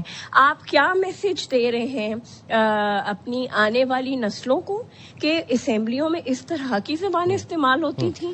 ہم یہ سادیہ اس چیز میں میں بھی یہی کہوں گا کہ ظاہر ہے ہم بھی تنقید برائے اصلاح کرتے ہیں، لیکن یہ اس طرح کے الفاظ استعمال کرنا یہ بالکل درست نہیں ہے، غیر پارلیمانی زبان بالکل ایکسیپٹیبل نہیں ہے۔ لیکن ساتھ ساتھ میں آپ کو یہ بتا دوں سعدیہ، یہ تو چلے ایم کیو ایم والا ایشو ہو گیا، جماعت اسلامی کو بڑے شکوے ہیں سعدیہ، وہ یہ کہتے ہیں کہ 18 سال سے سندھ اور کراچی پر پیپلز پارٹی قابض ہے، صوبے میں بچوں کو تعلیم اور صحت کیوں نہیں مل رہی؟ حافظ نعیم الرحمان صاحب فرماتے ہیں کہ گلگت بلتستان میں ارکان کی خرید و فروخت ہمارے پیسوں سے کی جا رہی ہے۔ یہ ان کا بڑا بیان ایک سامنے آیا، تو یہ جی بی والے معاملے پہ بھی بتا دیں، اور دوسرا وہ پھر کارکردگی پہ تنقید کریں پیپلز پارٹی کی۔ دیکھیں بات یہ ہے کہ میں نے یہ بات میں بہت دفعہ کہہ چکی ہوں اور میں آج پھر آپ کے چینل کے توسط سے کہوں گی کہ جماعت اسلامی کے ناکام ترین ناظم اعلیٰ یا وہ امیر جو ہیں وہ حافظ نعیم ہیں۔ وہ جماعت اسلامی کو ان کی کارکردگی دیکھنی چاہیے، ان کی شورا کو۔ پاکستان میں جماعت اسلامی تمام الیکٹورل پروسیس سے باہر ہے، کہیں بھی کامیابی نہیں ہے۔ دیکھیں ان کو غم ہے، ان کو دکھ ہے، ویسے تو وہ نون لیگ کے خلاف ہیں، ویسے تو وہ پیپلز پارٹی کے خلاف ہیں، لیکن جی بی میں تو نون لیگ سے اتحاد کیا ہوا تھا نا، وہاں تو اتحادی بن کے نون لیگ کے الیکشن لڑ رہے تھے، لیکن پھر بھی کامیاب نہیں ہوئے۔ اس شہر نے ان کو مکمل طور پر ریجیکٹ کیا ہے، اور میں یہ بات آج آپ کے چینل کے توسط سے کہہ رہی ہوں کہ وہ جو 9 ٹاؤن اس وقت بھی جماعت اسلامی کے پاس ہے اس شہر میں، وہ اگلا جب بلدیاتی انتخابات ہوں گے تو وہ بھی جماعت اسلامی کے پاس نہیں آئیں گے۔ ہم پہ کرپشن کا الزام لگاتے ہیں، جو وہ ماڈل کالونی والا ایک چیئرمین ہے جو ملک سے چلا گیا ہے اور واپس آنے کو تیار نہیں ہے۔ کسی دن جماعت اسلامی اس کے بارے میں بھی تو وضاحت وہ یہ کہتے ہیں کہ جی بی میں پیپلز پارٹی نے ارکان کی خرید و فروخت کی ہے عوام کے ٹیکس کے پیسوں سے۔ دیکھیں یہ الزام لگانا بہت آسان ہوتا ہے، اگر حافظ نعیم صاحب کے پاس کوئی شواہد ہیں تو ضرور الیکشن کمیشن کے پاس جائیں، ضرور پاکستان کی عدالتوں کے دروازے کھولیں، ضرور ان کے پاس جائیں۔ دیکھیں یہ الزام لگا دینا کہ جی پیسے دے کر خرید لیا گیا یا سوٹ کیس بھیج کر خرید و فروخت ہوئی، یہ پرانا وتیرہ رہا ہے جماعت اسلامی کا۔ ڈکٹیٹرز کی گود میں پلنے والے جو ہیں وہ جمہوریت کا درس پاکستان پیپلز پارٹی کو دے رہے ہیں۔ تو میں ان کے لیے یہی کہوں گی کہ جماعت اسلامی کی شورا کو اجلاس بلانا چاہیے اور اپنے ناکام ترین امیر جماعت اسلامی حافظ نعیم صاحب کی کارکردگی کو جانچنا چاہیے۔ ٹھیک ہے، سعدیہ جاوید ہمارے ساتھ موجود تھیں، بہت شکریہ سعدیہ آپ کا، آپ نے باخبر سویرا کے لیے وقت نکالا، ان کا کامنٹ آپ نے، ان کا موقف سن لیا پیپلز پارٹی کا۔ کل جو سندھ اسمبلی میں ہوا اس پہ پیپلز پارٹی کا موقف ہم آپ کو سنا چکے ہیں۔ موونگ فارورڈ، کراچی کی تاریخ میں بہت سے ایسے دلخراش واقعات ہیں، سانحات ہیں جو کہ ہم بھلائے بھی نہیں بھولتے، وہ ان میں سے ایک ہے گل پلازا، سانحہ گل پلازا کی میں بات کر رہا ہوں۔ اب سانحہ گل پلازا کی جو اس کے حوالے سے جو اپڈیٹس ہیں ان میں آپ کو یہ بتا دیں کہ پولیس نے تنویر پاستہ اور ان کے ساتھیوں کو ذمہ دار قرار دے دیا ہے۔ اب مقدمے کے چالان میں تنویر پاستہ، حذیفہ، عمار، اسماعیل، امین، رمضان، نعمت اللہ ذمہ دار قرار دیے گئے ہیں۔ ذرائع یہ بتاتے ہیں ہمیں کہ پروسیکیوشن نے پولیس کا جو پیش کردہ چالان تھا اعتراضات لگا کر واپس کر دیا۔ اچھا، پھر اس کے بعد پولیس کی تفتیش کو ناکافی قرار دیا گیا۔ اب اس پہ کیا تفصیلات ہیں، اس حوالے سے ہم اپنے نمائندے سے بھی جانیں گے۔ ہمارے ساتھ موجود ہیں فاروق سمیع۔ فاروق بتائیے گا، پولیس نے تنویر پاستہ اور ان کے ساتھیوں کو سانحہ گل پلازا کا ذمہ دار قرار دے دیا ہے؟ سائم بالکل ایسے ہی ہوا ہے. تاہم سائم یہ نئی بات نہیں ہے. سانحہ بلدیہ ہو جس میں 259 افراد شہید ہوئے جل کر, یا سانحہ گل پلازہ ہوں, پولیس کی تفتیش کے حوالے سے خامیاں بدستور ویسی کی ویسی ہی موجود ہیں. سانحہ گل پلازہ میں متاثرین کو ہی پولیس نے ذمہ دار قرار دے دیا ہے, جن میں یونین کے صدر تنویر پاستہ ہیں, اس کے ساتھ ساتھ ان کے نائب صدر اور جن کے آپ نے سب کے نام لیے, اور نعمت اللہ کا جو آپ نے نام لیا سائم, یہ وہ نعمت اللہ ہیں جن کی اوپر یہ کہا جا رہا ہے کہ ان کی دکان سے یہ آگ شروع ہوئی, یعنی پھولوں کی اس دکان سے جو آگ شروع ہوئی تو اس کو جو ہے آپ نے ذمہ دار قرار دے دیا. تاہم جو پروسیکیوشن نے ہمارے ذرائع کے مطابق نقائص نکالے ہیں, غلطیاں نکالی ہیں پولیس کی تفتیش میں, اس میں یہ کہ اگر پھولوں کی دکان سے آگ شروع ہوئی تھی تو کوئی عینی شاہد وہاں پر آپ نے کیوں نہیں شامل کیا. اسی طرح جو سی سی ٹی وی کی فوٹیجز تھیں وہ بھی اس کے اندر شامل نہیں کی گئی تھیں. اسی طرح جو عینی شاہدین کی جو تعداد ہے وہ بھی موجود نہیں ہے کوئی, اور ساتھ ہی جو ایک مکمل انکوائری کمیشن بیٹھا تھا اور اس نے مکمل انکوائری کی تھی, اس انکوائری کی رپورٹ کو بھی ساتھ میں نہیں لگایا گیا تھا, جس کے بعد پروسیکیوشن نے پولیس کے جو افسران ہیں, جو نبی بخش تھانے کے جنہوں تفتیش افسر نے یہ تفتیش مکمل کر کے چالان جمع کرایا تھا 6 مہینے کے بعد, تو ان کو یہ بتایا کہ آپ کے اس جو چالان ہیں اس میں فاش غلطیاں موجود ہیں, لہٰذا آپ اس کو پہلے درست کر کے لائیں اور اس کے بعد کوئی بات ہوگی. پروسیکیوشن نے جہاں انکوائری کمیشن کی رپورٹ نہیں شامل کی تھی, وہیں نہ سی سی ٹی وی فوٹیج لگائی تھیں, اور یہ جو اتنا بڑے اہم کیس کا جو چالان تھا وہ محض 4 صفحات پر مشتمل تھا. جی اچھا, نہیں فاروق, میں ذرا جاننا یہ چاہ رہا ہوں کہ پولیس نے مورد الزام ٹھہرایا ہے صدر مارکیٹ ایسوسی ایشن گل پلازہ تنویر پاستہ کو اور ان کے ساتھیوں کو, کس چیز کے لیے ان کو الزام ان پہ لگایا جا رہا ہے؟ کہ وہ فلاور شاپ میں آگ لگی تھی ان کی وجہ سے لگی تھی, یا پھر وہاں پہ فائر ایکسٹنگوشنگ آلات موجود نہیں تھے, یا سرے سے پولیس کا یہ کہنا ہے کہ آگ لگائی تنویر پاستہ نے؟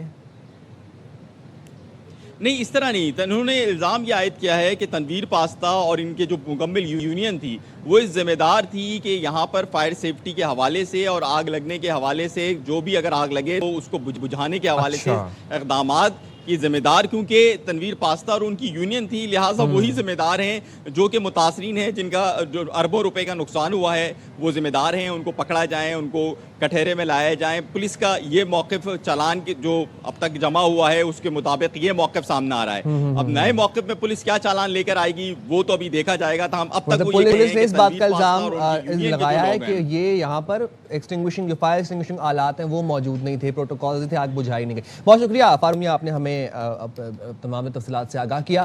یہاں پر وقت تو ایک چھوٹی سی بریک کا. we'll be back after a break. Stay there with us.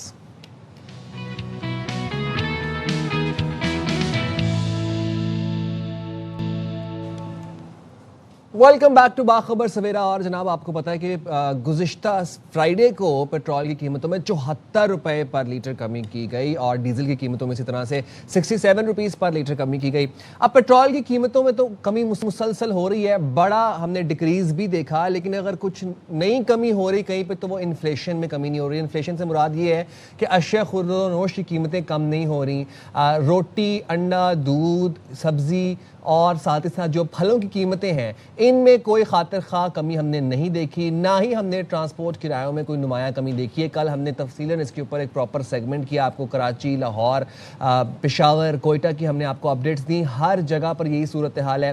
74 روپے ایک بہت بڑا ڈکریز ہوتا ہے. آپ یہ اس بات سے اندازہ لگائیں کہ آپ لوگوں کو پتہ ہے کہ جب پیٹرول کی قیمت میں 4, 5, 6 روپے تک کا بھی اضافہ ہوتا تھا تو ساتھ ہی ٹرانسپورٹ کرایوں میں ایک بڑا اضافہ دیکھتے تھے ہم ماضی میں, جس کے اندر جو ٹکٹس تھیں, جو کرائے تھے, اس کے اندر کسی میں 250 روپے اضافہ ہو گیا, کسی جگہ پہ 500, 1000, 1200, 1500.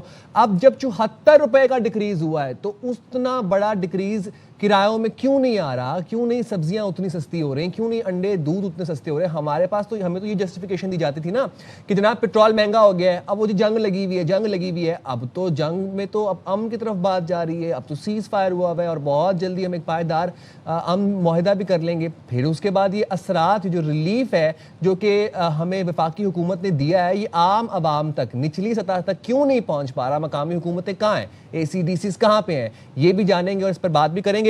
تو آپ کو بتائیں کہ پاکستان میں رواں سال فروری میں پیٹرول 258 रुपए फी लीटर था। ये मतलब प्री जंग है, जंग लगने से पहले पेट्रोल जनाब 258 रुपए फी लीटर था, जो कि फिर उसके बाद हमने देखा कि अब 300 रुपए फी लीटर का हो चुका है। कीमतें, पेट्रोल की कीमतें जो बढ़ रही हैं और जिस तेज़ी से वो कीमतें ऊपर गईं, पेट्रोल की कीमत कम होने के बावजूद उन चीज़ों की प्राइसेस जो हैं वो नीचे नहीं आ रही। इस हवाले से हमने एक रिपोर्ट तैयार की है, इसमें आवाम के तासुरात भी हैं, जज्बात भी हैं, कीमतों के हवाले से शिकवे शिकायत भी हैं। ज़रा सुन लेते हैं एक दफ़ा कि आवाम के क्या सेंटिमेंट्स हैं इस वक्त।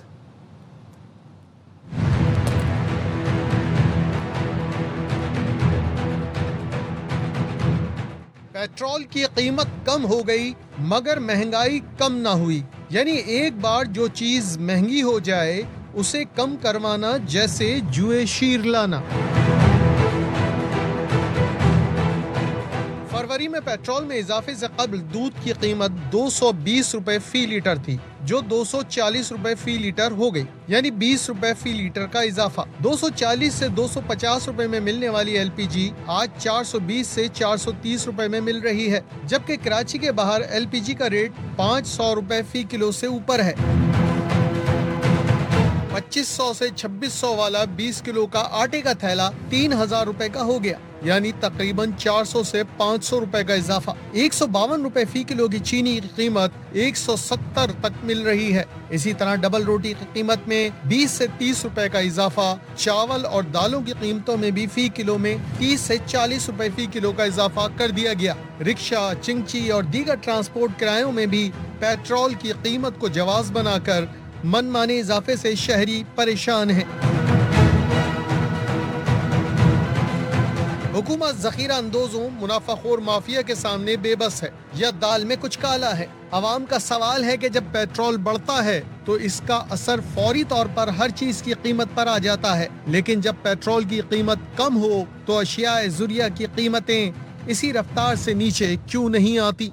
यही तो हमारा सवाल है और यही हमारा शिकवा है कि जब पेट्रोल की कीमतें नीचे हों तो अशियाए ज़रूरिया की कीमतें नीचे उसी रेट से उस डिक्लाइन क्यों नहीं करती, उसी गैप से, उसी मार्जिन से डिक्लाइन क्यों नहीं करती। अब जान लेंगे क्या वजूहात हैं और किन किन शहरों में ये सेम सूरत हाल है। कराची से हमें ज्वाइन किया अंजुम बहाब ने, लाहौर से अलमास खान है, पेशावर से नवाब शेर हमारे साथ मौजूद हैं। पेशावर और कराची की तो हमने कल भी अपडेट दी थी। अलमास से ज़रा लाहौर का पहले जान लेते हैं, लाहौर का रुख कर लेते हैं। अलमास, आप बताइए लाहौर में क्या सिचुएशन है? 74 रुपए पेट्रोल में जो कमी की गई गुज़िश्ता फ्राइडे, उसके बाद कोई खातिर खा नुमाया कमी आई अशिया ज़रूरिया की कीमतों में? बिल्कुल जी, लाहौर बाकी मुल्क के शहरों से ज़रा सा डिफरेंट है क्योंकि ये प्रोविंशियल कैपिटल है, यहाँ पे हुक्मरान इसी शहर में रहते हैं। थोड़ा सा फ़र्क ये ज़रूर है बाकी शहरों से। और ख़ास कर मैं जब चीनी, आटे और घी, दालों की बात करूँ तो जो घी के रेट्स हैं, घी के रेट्स वो जो पेटेंट कंपनीज़ हैं वो 26 फरवरी से पहले भी वही रेट थे। 610 रुपये का ऑयल का थैला जो मुख्तलिफ ब्रांड्स के हैं वो आज भी 610 का है। दरमियान में 460 रुपये फ़ी लीटर तक फ्यूल गया, उस वक़्त भी यही था और आज 300 रुपये तक आ चुका है। 160 रुपये का फ़र्क पड़ चुका है, उसके बावजूद भी वो वहीं पे है।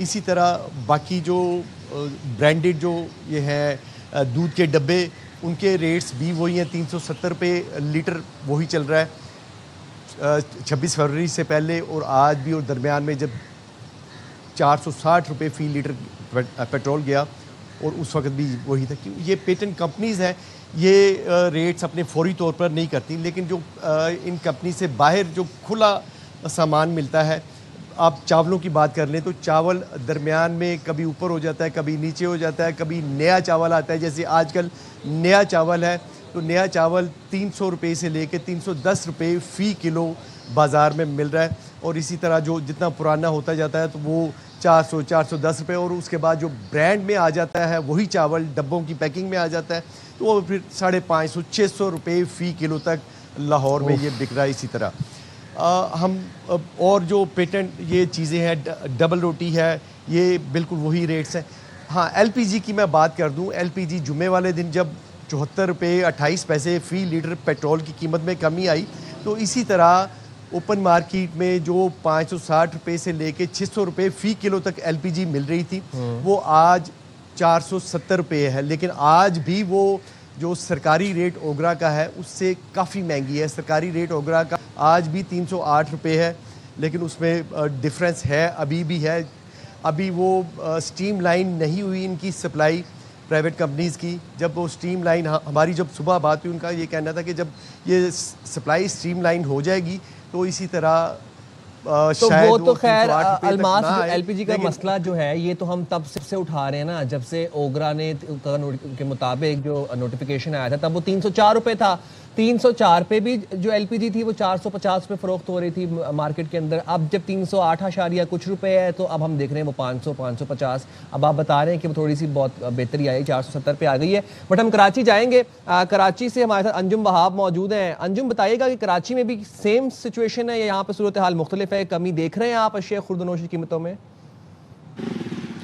نہیں جی, یہاں بھی ہم کمی نہیں دیکھ رہے ہیں کیونکہ وہی صورتحال ہے جو ملک کے دیگر شہروں کی طرح, جیسے لاہور میں انہوں نے بتایا. لیکن کراچی میں ہمیں کوئی ایسا کنٹرول نظر آتا نہیں ہے. دہلی انتظامیہ جو ہمارے اسسٹنٹ کمشنر صاحبان ہیں اور ڈی سی ہیں وہ ان قیمتوں کو کنٹرول کرنے میں ہمیں ناکام نظر آتے ہیں. بازاروں میں ہم چلے جائیں, اس وقت جو صورتحال ہے سبزی کی جاتے آپ نے بات کی, تو ٹماٹر اس وقت کراچی میں 300 روپے فی کلو تک فروخت ہو رہا ہے. اب یہ کیوں فروخت ہو رہا ہے اس کی بنیادی وجہ بتا دیجیے. پیچھے سے سپلائی کم آ رہی ہے, لیکن سپلائی کم ہونا تو اپنی جگہ پر ہے, لیکن بازار میں ہمیں ٹماٹر اسی تعداد میں نظر آ رہا ہے جیسے عام دنوں میں نظر آتا تھا. اسی طرح دیگر سبزیوں کی قیمتوں میں بھی اسی طرح اضافہ نظر آ رہا ہے جیسے ٹماٹر کی قیمتوں میں اضافہ ہوگا. کوئی سبزی ایسی نہیں ہے جو 150 200 روپے یا 300 روپے کلو تک قیمتیں پہنچ چکی ہیں. ہری مرچ دیکھی جائے تو وہ بھی مہنگی ہے, نیمو دیکھا جائے تو وہی 500 روپے کلو تک پہنچ چکا ہے, ادرک لہسن بھی وہ تقریباً 500 روپے کلو تک پہنچ چکا ہے. آٹے کی اگر بات کی جائے تو چکی کا آٹا بھی تقریباً 150 روپے فی کلو ہو چکا ہے.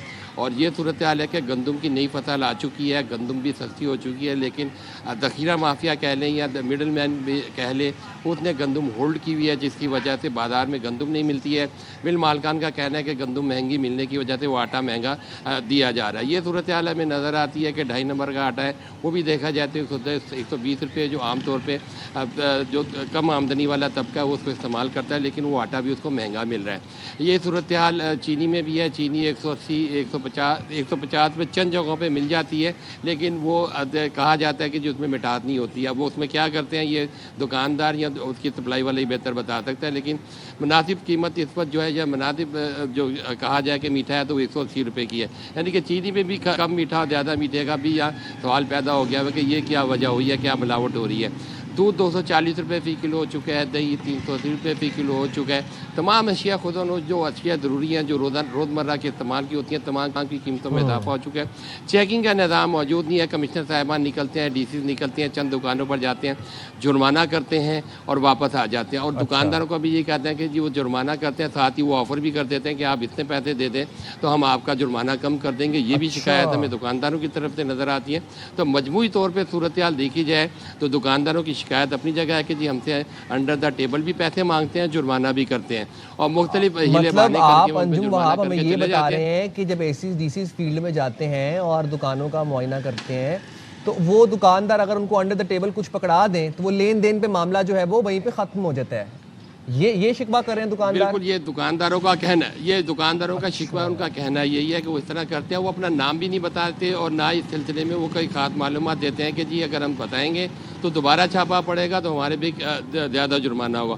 یہ الگ خطرہ موجود ہوتا ہے. تو جو جرمانہ دیں گے یا اس طرح پیسے دیں گے تو وہ لازمی سی بات ہے انہوں نے عوام سے وصول کرنا ہے. اب جیسے کہ گھی کی قیمتوں کے بارے میں بتایا گیا کہ وہ تو قیمتیں اپنی جگہ ٹھہری ہوئی ہیں, ان میں نہ کمی ہوئی ہے نہ بیشی ہوئی ہے, جبکہ بین الاقوامی سطح پر اونچ نیچ آتی رہی ہے. لیکن اس کا بھی یہی سلسلہ ہے کہ پیٹرول کی قیمتیں بڑھتی ہیں تو دیگر اخراجات بڑھ جاتے ہیں, کرائے مہنگے کر دیے جاتے ہیں. تو اگر بین الاقوامی سطح پر گھی اور تیل کی قیمتیں کم ہوتی ہیں تو لیکن وہ پاکستان میں کم نہیں کی جاتی ہیں, لیکن جب بڑھتی ہیں تو فوری طور پر اس کا اثر لوکل مارکیٹ میں بھی ہو جاتا ہے. تو یہ گھی کی صنعت والوں کو اس کا جواب دینا چاہیے کہ جب بین الاقوامی سطح پر قیمتیں کم ہوتی ہیں تو وہ کم کیوں نہیں کرتے. ہمارے یہاں یہ رواج ہی نہیں ہے کہ اگر بین الاقوامی سطح پر قیمتیں کم ہو جائیں تو لوکل سطح پر ان کو کم کیا جائے, کیونکہ بیلنس چیک اینڈ بیلنس کا کوئی نظام ایسا موجود نہیں ہے کہ جس سے دکانداروں پر کوئی خوف طاری ہو وہ دکانوں پہ قیمتیں کم کرنے. ہول سیل میں قیمتیں کم نظر آتی ہیں, لیکن घंटे 2 घंटे बाद ही रात को पेट्रोल की कीमतें इंक्रीज होती हैं, और सुबह हम जब नाश्ता लेने जाते हैं तो डबल रोटी भी डबल हुई होती है, और अंडे भी बड़े होते हैं, और दूध की कीमतें ही बड़ी होती हैं बढ़ाने को। तो इस तरह से बढ़ाते हैं, सोए पड़े कार्रवाई डाल देते हैं, और उसके बाद ऊपर से जो आप ये बात बता रहे हैं, बड़ी तशवीशनाक बात है भाई। अंडर द टेबल जुर्माने दिए जा रहे हैं, लिए जा रहे हैं। अफसोसनाक सिचुएशन है। एसीज डीसीज हमें फील्ड में नज़र नहीं आ रहे कराची में।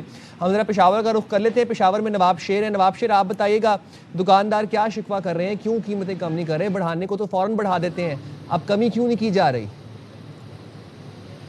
जी साइम, पेशावर में महंगाई उसी तरह बदस्तूर उरूज पर है। हर चीज़ की कीमतों को पर लगे हुए है। पेट्रोलियम मसनूआत की कीमतों में बड़ी कमी के बावजूद आवाम को उनके समरात अभी तक नहीं मिल सके, और महंगाई उसी तरह है। हर चीज़ जो है वो महंगी है, चाहे वो अशाए खुर्दनोश हो या ट्रांसपोर्ट के किराए हो या LPG गैस हो, उनकी कीमतें उसी तरह बरकरार है। जो जब पेट्रोलियम मसनूआत की कीमतें ज़्यादा थी तो उस वक़्त से अभी तक जो कीमतें हैं वही कीमतें बरकरार है। अगर अशाए खुर्दनोश की बात की जाए, अगर दालों की बात की जाए तो दालों की कीमतें उसी तरह बरकरार है। चना और जो मसूर की दाल है उनकी कीमत 280 रुपये, और जो मसूर दाल है वो 480 रुपये फ़ी किलोग्राम। लोबिया भी 480 रुपये फ़ी किलोग्राम तक फ़रोख्त हो रहा है। इसी तरह अगर घी की बात की जाए तो लोकल घी जो है वो उसी तरह 450 से लेकर 500 रुपये फ़ी किलोग्राम तक है, और ब्रांडेड घी की कीमतें जो है वो 600 से लेकर 650 रुपये फ़ी किलोग्राम तक है। अगर आटे की बात की जाए तो आटे की 20 किलो तेले की कीमत जो पहले थी अब भी वही है, यानी 2600 से लेकर 2800 रुपये फ़ी के 20 किलोग्राम का तेल जो है वो मिल रहा है। अगर ट्रांसपोर्ट की किरायों की बात की जाए तो ट्रांसपोर्ट की किराए इसी तरह बरकरार है। RTA की जानिब से जो है वो नरखनामा जारी किया जा चुका है, लेकिन उस पर बिल्कुल भी अमल दरामद नहीं हो रहा, और इसी तरह किराया जो है वसूल किया जा रहा है। जो पेट्रोलियम मसनूआत की कीमतें जिस तरह पहले थी, अगर ज़िले इंतज़ामिया की बात की जाए तो ज़िले इंतज़ामिया जो है वो सिर्फ आके 1-2 बाज़ारों पे छापे मार के और सिर्फ सोशल मीडिया के लिए तस्वीरें और वीडियो बनाकर वो फिर यहाँ से निकल जाते हैं। ना कोई पूछने वाला है कि इनकी कीमतें अभी तक क्यों कम नहीं हुई। जैसे ही पेट्रोलियम मसनूआत की कीमतों में थोड़ा सा भी इजाफा हो जाता है तो हम देखते हैं कि चंटों के अंदर ही जो है वो कीमतें बढ़ जाती है। लेकिन जब कीमतें कम हो, पेट्रोलियम मसनूआत की कीमतें जब कम होती है तो हम देखते हैं कि कई दिनों तक जो है वो अशय खुर्दनोश और ट्रांसपोर्ट और उनकी किरायों में कमी नहीं आती। हुकूमत की जानिब से नरखनामा जारी करने के बावजूद भी जो है उनकी कीमतों में कोई वाज़ेह कमी नहीं आती। अगर दुकानदारों की बात की जाए, जब दुकानदारों से हमने बात की है तो दुकानदारों का यही कहना है कि उसके पास पुराना स्टॉक है तो वो ये स्टॉक ख़त्म करके ही नया स्टॉक जो है वो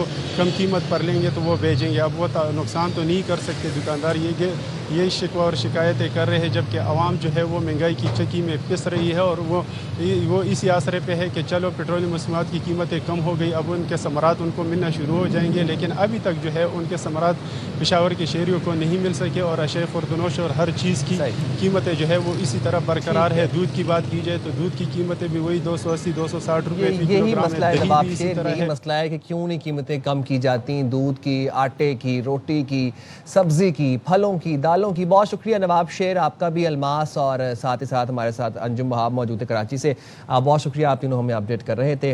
ये सिचुएशन है, आम आवाम के ये मसाइल हैं। शायद पेट्रोल की कीमत अलोन इटसेल्फ उतनी लोगों को बॉदर ना कर रहे अगर पेट्रोल की कीमत के साथ कोरिलेटेड बाकी मसाइल ना हो, जिसके अंदर हमारी फलों की कीमतें महंगी हो जाती हैं, बाकी हर चीज़ की कीमतें महंगी, शेयर खुर्दनोश, शेयर ज़रूरिया की कीमतें जो है वो ज़्यादा हो जाती हैं। बट वी जस्ट वांट कि अब जितना डिक्रीज़ पेट्रोल की कीमतों में हो गया है, यहाँ पर मकामी हुकूमतों की जिम्मेदारी बनती है, एसीज डीसीज को फील्ड में भेजें, वो ग्राउंड पर जाके क्रैकडाउन करें, क्यों मुनाफाखोरी हो रही है, क्यों नाजायज़ पैसे वसूल किए जा रहे हैं आवाम से। एंड हम ये तो आवाज़ उठाते रहेंगे इस हवाले से और देखते हैं कि इसके ऊपर अब क्या इक़दाम किए जाते हैं। But having said that, budget for the fiscal year 2026-2027 उसके अंदर ऑटो पॉलिसी को रिफॉर्म किया गया, नई ऑटो पॉलिसी लाई गई और उस नई ऑटो पॉलिसी के तहत क्या होगा कि गाड़ियों की जो इंपोर्ट ड्यूटी है उसमें कमी कर दी गई है। अब इससे रिलेटेड बहुत से सवालात लोगों के जहन में हैं, इसका असर जो है वो मिडिल क्लास सार्फिन के ऊपर पहुंच पाएगा या नहीं। पॉलिसी के तहत क्या अब जनाब 5 साल से पुरानी गाड़ी भी इंपोर्ट की जा सकती है? पहले आपको पता है कि इस चीज़ पर पाबंदी थी कि 5 साल से पुरानी गाड़ी जो है वो पाकिस्तान में इंपोर्ट करने की पाबंदी थी। दूसरी बात यह है कि अब जब इंपोर्ट ड्यूटी कम कर दी गई है तो जो कंपेटिटिव एनवायरनमेंट है क्या उसके ऊपर कोई असर पड़ेगा? मकामी सतह पर جو بننے والی گاڑیاں ہیں کیا ان کی قیمتوں میں کمی آئے گی؟ الیکٹرک گاڑیاں سستی ہوں گی یا مہنگی ہوں گی؟ یہ لوگوں کے ذہنوں میں سب سے بڑا سوال ہے، سے بڑی ڈیبیٹ چلتی ہے. اب بھی عوام کے ذہنوں میں یہ سوالات ہیں اور اسی حوالے سے آج ہم نے اپنا یہ سیگمنٹ ڈیزائن کیا ہے اور ہم بات کر لیں گے. ہمارے ساتھ کار ڈیلر ایسوسی ایشن کے صدر ایچ ایم شہزاد صاحب موجود ہیں. بہت شکریہ ایچ ایم شہزاد صاحب، آپ نے باخبر سویرا کے لیے وقت نکالا. سر، یہ جو نیو آٹو پالیسی آئی ہے اس کے اوپر ذرا کیا آپ کا انالیسز ہے؟ ہمیں بتائیے گا کہ اس کے کیا محرکات ہیں، مندرجات ہیں. گاڑیاں سستی ہو رہی ہیں کہ مہنگی ہو رہی ہیں آسان الفاظ میں؟ دیکھیں، جب تک پالیسی نہیں آ جاتی تھی ساروز نہیں آ جا سکتے. یعنی کہ آخری لمحے میں بھی آپ کو پتہ ہی ہے کہ گورنمنٹ بہت ساری چیزیں چینج کر رہی ہوتی ہے اور لیکن کیونکہ حکومت لاسٹ ایئر بجٹ کے اندر آئی ایم ایف سے 3 چیزوں کے اوپر جو ہے وہ وعدہ کر چکی ہے، مذاکرات کر چکی ہے، جس میں استعمال شدہ گاڑیوں کی آر ڈی ریگولیٹری ڈیوٹی کو کم کرنا تھا، کسٹم ڈیوٹی کو کم کرنا تھا اور ایج لمٹ بڑھانی تھی. تو انہی چیزوں کے اوپر جو ہے یہ ورک ہو رہا ہے اور ہمیں امید ہے کہ یہ تمام چیزوں کے اوپر حکومت جو ہے جو last year I M F سے جو وعدہ کیا اسے پورا کرے گی. اور اگر یہ کرتی ہے اور یہ تمام چیزیں جس میں کسٹم ڈیوٹیز بھی ہے اور آر ڈی بھی ہے اگر یہ کم ہوتی ہیں تمام گاڑیوں کے اوپر تو یقیناً گاڑیوں کی قیمتوں میں کمی ہوگی.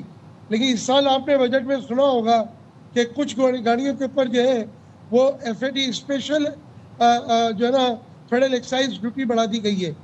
تو وہ دیکھنا ہوگا کہ اس کا اثر کن گاڑیوں پر آتا ہے اور کتنا آتا ہے. اچھا، نہیں تو اب جو الیکٹرک گاڑی ہیں ان کے حوالے سے خصوصاً بڑے لوگوں کے سوالات ہیں، ذرا وہ پلیز کلیئر کر دیں. الیکٹرک گاڑیاں جو پلگ ان گاڑیاں جو ہیں خاص طور پر یہ جناب سستی ہو رہی ہے کہ مہنگی ہونے کا امکانات ہیں ان کے؟ دیکھیں، ابھی تک جو لاسٹ بجٹ جو ہمارا گیا ہے 5-7 دن پہلے 8 دن پہلے ماں سوائے انہوں نے ایک بات کی ہے کہ جی 2 کروڑ سے اوپر کی گاڑی کے اوپر ہم ایف اے ڈی بھی ڈالیں گے اور دوسرے ٹیکسز بھی ڈالیں گے. تو چھوٹی گاڑیوں کے لیے کر کے کوئی مراد والی بات نہیں ہے، لیکن اگر اس کو چھیڑتے بھی نہیں ہیں تو جو لاسٹ ایئر کا جو ڈیوٹی اسٹرکچر ہے وہ ڈیوٹی اسٹرکچر اگر سامنے رہتا ہے وہ میں آپ کو اس کی وجہ دے دیتا ہوں کہ اس میں جو ہے اگر 50 کلو واٹ کی گاڑی ہے اور $50,000 کے اندر ہے تو اس میں تمام ٹیکسز ملا کے 50% ہوں گے. یعنی اس میں کسٹم ڈیوٹی 25% ہے، سیل ٹیکس اس میں 12.5% ہے اور انکم ٹیکس 6% ہے. اچھا، تو یہ وہ گاڑیاں ہیں جو $50,000 کے اندر اور 50 کلو واٹ کے اندر ہے اور جو 50 کلو واٹ ہے اور $50,000 ہے پورے اس پہ جو ڈیوٹیز اینڈ ٹیکسز ہیں وہ 62% ہے.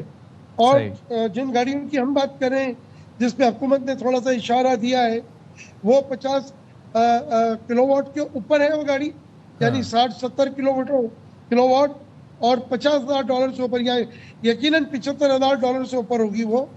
تو اس پہ 104% تو آلریڈی ڈیوٹی اینڈ ٹیکسز ہیں. تو اب جو 2 کروڑ کی بات کی گئی ہے، اب یہ وہ گاڑی ہے جس کی میں نے لاسٹ میں آپ کو نشاندہی کی ہے کہ وہ 2 کروڑ سے اوپر جائے گی تو ظاہر ہے اس پہ پھر اسپیشل فیڈرل ایکسائز ڈیوٹی بھی لگے گی اور وہ گاڑی مہنگی ہوگی.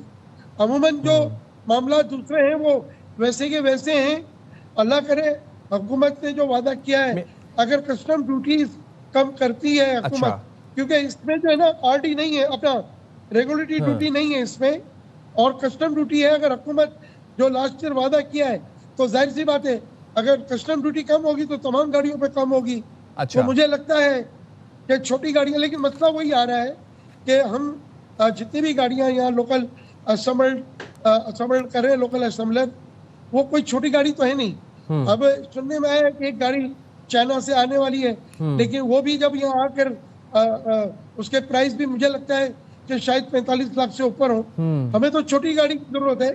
لیکن میں ایک بات بتاؤں، میں ہمیشہ ایک بات کرتا ہوں کہ بھائی جب تک لوکلائزیشن نہیں ہوگی، میڈ ان پاکستان آپ نہیں کریں گے، چاہے وہ آپ ای وی ہو یا پرانی پیٹرول یا ڈیزل کی گاڑی ہو. ہم تو دیکھیں نا لاسٹ 40-45 سال سے تو 3 پلیئر تو کام کر رہے ہیں، آج تک وہ مینوفیکچرنگ نہیں کر سکے، لوکلائزیشن نہیں کر سکے. تو ہم کیا توقع کر سکتے ہیں کہ ای وی کے اوپر جو ہے وہ لوکلائزیشن ہوگی اور میڈ ان پاکستان گاڑی ہوگی صاحب تبھی وہ سستی ہم ہوگی. تو وہ سیاب بخت ہیں کہ جب لوکلائزیشن بھی ہوتی ہے اس کے بعد بھی جو قیمتیں ہوتی ہیں وہ بھی عام آدمی کی پہنچ سے بہت دور ہوتی ہیں. 4 ملین 5 ملین تو یہ تو نارمل ایک ایوریج سیلریڈ کلاس شخص تو نہیں یہ اس طرح کی گاڑی پرچیز کر سکتا. سب سے سستی گاڑی بھی جو ہے وہ بھی 3 ملین پلس ہے. کون خریدے گا وہ 660 سی سی گاڑی؟ ایک ایوریج بندہ کیسے خریدے گا؟ میرا آپ سے یہ لوکل اسمبلڈ گاڑیوں کے حوالے سے سوال ہے سر. 5 سال پرانی گاڑیاں آنے کی بھی چہمہ گوئی ہی ہے, ابھی باز گشتی ہے, اس حوالے سے بھی کوئی مربوط بات نہیں ہے. لیکن ساتھ ہی ہم نے دیکھا کہ کل 2 بڑی کمپنیوں نے اپنی جو پرائسز ہیں وہ ڈکریز کی اور کافی بڑے مارجن سے ڈکریز کی. مقابلے کی فضا قائم ہوتی ہے ملک میں, اور اگر کمپیٹیٹیو انوائرمنٹ آتا ہے تو جو لوکلی اسمبلڈ گاڑیاں ہیں ان کی قیمتوں میں کمی ہوتے دیکھ رہے ہیں آپ؟ کتنا ریلیف مل سکتا ہے عام آدمی کو؟ دیکھیں اس میں وہی میں نے کہا کہ یہ بالکل جو پالیسی ہے بالکل لاسٹ میرائل میں ہے, اور قومی اسمبلی میں آج کل اسی کے اوپر بہت زیادہ بحث ہو رہی ہے. اور مجھے لگتا ہے انشاءاللہ تعالیٰ کہ حکومت اگر یہ تمام چیزوں کو فوکس کرتی ہے تو ہمیں امید کرنی چاہیے. لیکن دیکھیں یہاں 2-3 چیزیں ہیں. ہمیں لوکلائزیشن کی طرف جانا پڑے گا, ہمیں میڈ ان پاکستان کی طرف جانا پڑے گا. 3 پلیئرز پرانے اور 14 نئے, یہ 17 مل کر بھی سارے گاڑیاں اسمبل کر رہے ہیں. یعنی CKD SKD اسمبلی امپورٹ کر پھر پاکستان میں گاڑی جوڑ کر عوام کو مہنگی ترین گاڑی دیتے ہیں. 2 باتیں یہاں پر. ایک بات اور یہ بھی بتا دوں کہ اس سال ان 3 پرانے اور 14 نئے جو ہیں ان سب نے مل کر کوئی $4 ارب کی CKD SKD اسمبلی امپورٹ کی ہے. تو آپ مجھے بتائیں نا, جو CKD SKD اسمبلی امپورٹ کر جو گاڑی جوڑے گا وہ آپ کو سستی گاڑی نہیں دے گا. اچھا دیکھیں یہ جو 3 پلیئر جو پرانے ہیں یہ جاپان میں 650 سی کی ہر کمپنی کی 3-3 4-4 برانڈ ہے, 5-5 برانڈ ہے. ہماری مصیبت یہ ہمارے ملک میں یہ برانڈ پاکستان کے اندر پتہ نہیں کیوں نہیں بناتے.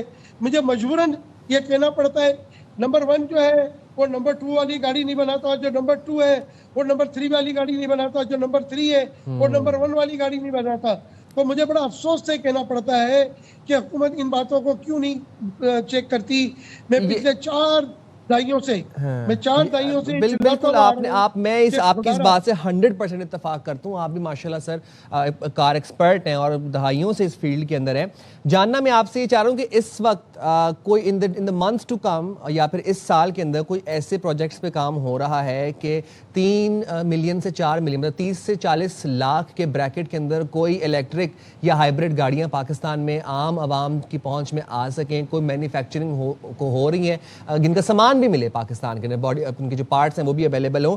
کیونکہ مڈل کلاس میں جو شخص ہے وہ سر 1 کروڑ کی جو ہے الیکٹرک گاڑی ہے وہ افورڈ نہیں کر سکتا, وہ اس کا بریکٹ اس کی قوت خرید اتنی نہیں ہے.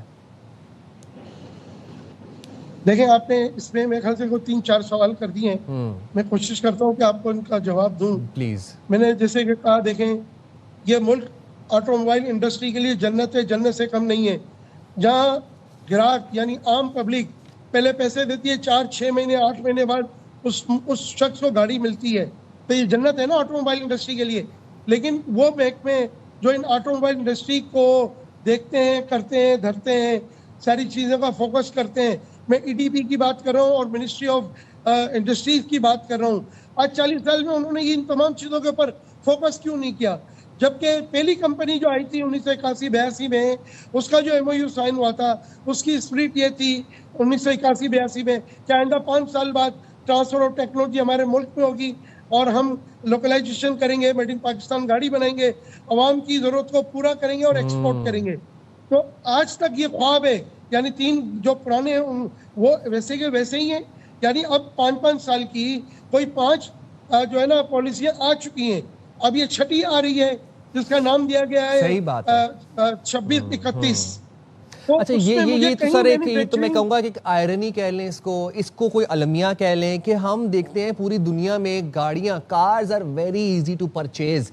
18, 19, 20 سال کا لڑکا لڑکی ہوتی ہے, وہ اپنی پہلی گاڑی خود ہی اپنی سیلری سے اپنی سیونگ سے پرچیز کر لیتے ہیں. پاکستان میں it has become so hard to purchase a car.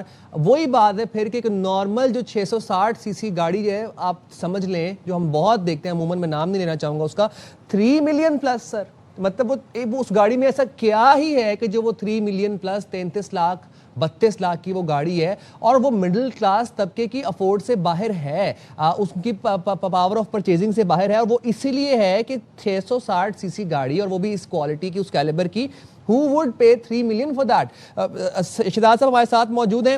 Shahzad صاحب, میں آپ سے جاننا یہ چاہ رہا ہوں کہ اب جب کہ زمانہ تبدیل ہو رہا ہے اور ایک خاموش ریولیوشن آ رہی ہے, ای وی گاڑیاں آ رہی ہیں, پلگ ان ہائبریڈز آ رہی ہیں, جو 2030 میں آنا تھا وہ ہم نے خود کار طور پہ خود ساختہ طریقے سے ابھی سے ہم نے اس پہ اڈیپٹ کر لیا, کیونکہ پیٹرول کی قیمتوں میں اضافہ ہو رہا تھا اور ایک انسرٹن سچویشن تھی. گاڑیاں ای وی بھی آ رہی ہیں, ہائبریڈ بھی آ رہی ہیں, لیکن ساتھ ہی ہمارے یہاں پر لوگ ایسٹ سمجھتے ہیں نا, گاڑی لے کے خرید لی, 5-10 سال بعد اس کی قیمت جو ہے وہ آپ کو اس میں 25% اضافہ, 30% اضافہ. کتنا مزاج تبدیل کرنے کی ضرورت ہے, کیونکہ سر ای وی گاڑیاں اور ہائبریڈ گاڑیاں تو ڈیپریشیٹ ہوتی ہیں, ہمیں ڈیپریسیشن کے لیے اپنے آپ کو پریپیئر کرنا کتنا ضروری ہے؟ دیکھیں 2-3 سیکٹر کے اوپر کام کرنا بہت ضروری ہے. ایک سب سے پہلے کہ ہم نے کسی بھی حال میں حکومت یہ تہیہ کر لے کہ ہمیں لوکلائزیشن کرنی ہے. جو پرانا ٹائم چلا گیا ہم بھول جائیں. جب تک لوکلائزیشن نہیں ہوگی ملک میں سستی معیاری گاڑی نہیں بنے گی. اچھا, ہمارے ملک کا مستقبل ای وی گاڑی جس کی آپ بار بار بات کر رہے ہیں, آپ یقین کریں کہ اللہ تعالیٰ نے ہمیں موقع دیا ہے کہ ہم ای وی کے اوپر کام کریں اور میڈ ان پاکستان ای وی ہم بنائیں. اگر ای وی کے اوپر ہم کام کر لیتے ہیں تو ہم 3 ملین کے اندر ای وی پاکستانی عوام کو ہم دے سکتے ہیں. اچھا, یہ کوئی راکٹ سائنس نہیں ہے. آپ یقین کریں کہ یہ ہمارا گجرات, یہ گجرانوالا, یہاں پر ویسے ہی پرانی اتنی بڑی بڑی انڈسٹریز ہیں جو آلریڈی بہت ساری چیزوں پہ کام کر رہی ہے. ہم دنیا کا بہترین لڑاکا طیارے بنا سکتے ہیں. ہم گاڑیوں کے اوپر کیوں نہیں جا رہے؟ ہمیں 2 مافیا ہیں یہاں پر, ایک پیٹرول مافیا اور ایک آٹو موبائل اسمبلر مافیا. ہمیں ان سے فائٹ کرنی پڑے گی, ہم تمام عوام کو بھی اور حکومت شہزاد کو بھی. صاحب, آپ یہ بتا رہے ہیں کہ اگر لوکلائزیشن ہو جاتی ہے تو 3 ملین 30 لاکھ کے بریکٹ میں پاکستان میں ای وی گاڑی آ سکتی ہے, ملے گی لوگوں کو؟ ایزیلی ملے گی. میں 3 ملین بھی میں زیادہ کہہ رہا ہوں. اگر حکومت اگر ہمارے ساتھ بیٹھ جائے تو میں یہ عوام کو بتا دوں کہ 3 ملین تو بہت دور کی بات ہے. یہ استعمال شدہ گاڑیوں میں ہم امپورٹڈ گاڑی 3 ملین کے اندر چھوٹی گاڑی دینے کے قابل ہیں. حکومت بیٹھے, حکومت کتنا جو ہے نا آزمائے گی, حکومت ان کو کتنا مراد دے گی. بھائی اب تو تھک گئے 40-45 سال. اور جو نئے آئے ہیں نا کورینز اور چائنیز, وہ اچھا آئے ہیں, انہوں نے آ کے ان جیپنیز کو کمپٹیشن دیا ہے. جس قیمت پہ وہ کاریں دیتے تھے اس قیمت پر اب یہ جیپیں دے رہے ہیں. اچھی بات ہے, لیکن بھائی بات یہ ہے کہ ہمارے یہاں پاکستان میں ایک چھوٹی فیملی جس کے 2-3 بچے ہیں, میاں بیوی ہے, وہ تو بھائی چھوٹی گاڑی لینا چاہتا ہے. چھوٹی گاڑی کوئی بھی نہیں بنا رہا, اور ایک گاڑی اب آنے والی ہے وہ بھی 4.5 ملین سے اوپر کی ہے. تو ان تمام چیزوں کو حکومت کو جب اتنی بالکل آپ درست فرما رہے ہیں, تمام چیزوں کو حکومت کو دیکھنا ہوگا. اور میں تو بڑا سرپرائز ہوں آپ کی یہ بات سن کے کہ اگر, بہت شکریہ شہزاد صاحب, آپ نے باخبر زویرہ کے لیے وقت نکالا. ایک جو چھوٹی گاڑی ہے نا وہ لگژری نہیں ہے, وہ نیڈ ہے, وانٹ نہیں ہے, وہ نیڈ ہے. کسی کے 2 بچے ہیں, ساتھ میں فیملی ہے, ہسبینڈ وائف ہیں, تو وہ ان کے لیے چھوٹی گاڑی اب ایک ضرورت بن گئی ہے. اور اس چھوٹی سے چھوٹی گاڑی جو 660 سی سی بھی ہے وہ جناب آپ کو 3 ملین پلس ملے گی. ایچ ایم شہزاد صاحب, آپ کچھ ایڈ کرنا چاہ رہے ہیں سر؟ کہہ رہا تھا, دیکھیں جہاں ہم یہ لوکلائزیشن کی بات کر رہے ہیں, سب کچھ کر رہے ہیں, ہمیں اس وقت میں صرف کراچی اور پورے پاکستان میں جیسے پیٹرول پمپ پر لوگ جا کر گاڑیوں میں پیٹرول بھرواتے ہیں, کیا ای وی چارجر ہمارے پاس لگا ہوا ہے؟ کراچی میں آپ بلیو کریں کہ 10 ای وی چارجر نہیں لگے ہوئے. ہم ای وی کے پیچھے بھاگ رہے ہیں, کام بھی کر رہے ہیں, محنت بھی کر رہے ہیں, باتیں بھی کر رہے ہیں, لیکن وہ اسٹرکچر کہاں ہے ابھی کہ وہ آدمی جائے اور اس کو فوری چارجنگ مل جائے. وہ آج کل لوگ کیا کر رہے ہیں, گھروں میں جو سی گاڑیاں ابھی تک ہیں اس پہ لوگوں کی میجورٹی وہ گھر میں چارج کرتی ہے. لیکن کسی شخص کو کراچی سے باہر جانا ہے تو بھائی وہ تو چلا جائے گا, واپس آئے گا کیسے؟ سر ضرورت ایجاد کی ماں ہے. لوگوں نے گھروں میں سولر لگا لیے, انویسٹمنٹس کر کے ادھار پکڑا یا اپنی چیزیں سیل کی, سولر لگا لیا. اور سولر سے کیا ہوا, خاموش انقلاب ہم خود ہی لے آئے, خود کار طریقے سے لے آئے. بہت شکریہ شہزاد صاحب. Welcome back to Bakhabar Savera. اور جناب ایک اور دن, ایک اور چائلڈ ابیوز کا کیس, اور یقین نہیں آتا یہ الفاظ ہم پڑھتے ہیں, دل خراش واقعہ اور دل خون کے آنسو ہوتا ہے. اور سمجھ میں نہیں آتا, پروسیس نہیں کر پاتا دماغ کہ انسان کیسے اتنا گر سکتا ہے, انسان کیسے اتنا صفاق دل درندہ صفت ہو سکتا ہے. یہ آپ ساتھ ساتھ اتنا سی سی ٹی وی فوٹیج ملاحظہ کیجیے گا. یہ واقعہ سرگودا میں رپورٹ ہوا کیا کہ دل دہلا دینے والا واقعہ تھا. 8 سال کی دوسری جماعت کی بچی تھی, 8 سال کی سیکنڈ گریڈ کی بچی کو مبینہ طور پر زیادتی کا نشانہ بنانے کے بعد قتل کر دیا گیا. بچی گھر سے باہر کیا کرنے نکلی تھی؟ بچی گھر سے باہر کریانے کی دکان پر چیز لینے گئی تھی اور کافی دیر تک واپس جب نہیں آئی تو پھر بچی کی تلاش کے لیے گھر والے نکلے. بچی کی تلاش شروع ہوئی تو دکان والے کے پاس گئے. دکان کے اوپر قائم جو کمرے سے جب وہاں پر گئے اور وہاں پر جا کے دیکھا تو وہاں پر بچی کی لاش برآمد ہوئی. کہاں پہ؟ دکان کے اوپر والے کمرے سے. اب پولیس کے مطابق دکان پر کام کرنے والے 3 ملازمین کو گرفتار کر لیا گیا ہے, جبکہ قتل اور زیادتی کی دفعات کے تحت مقدمہ درج کر لیا گیا ہے.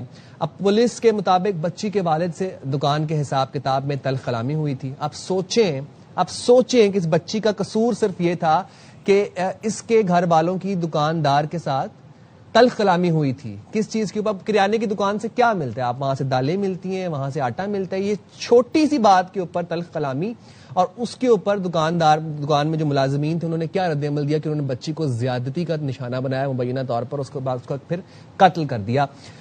مقتولہ 4 بہن بھائیوں میں سب سے چھوٹی بچی تھی. اب جس کا لختے جگر بچھڑا ہے نا اس سے, جس کے گھر میں چھوٹی سی یہ میت گئی ہوگی, وہ ماں باپ جانتے ہیں, اور ان ماں باپ کا دکھ جو ہے میں وہ کسی ورڈز میں نہیں ایکسپریس کر سکتا. ہم وہ تکلیف نہیں سمجھ پائیں گے.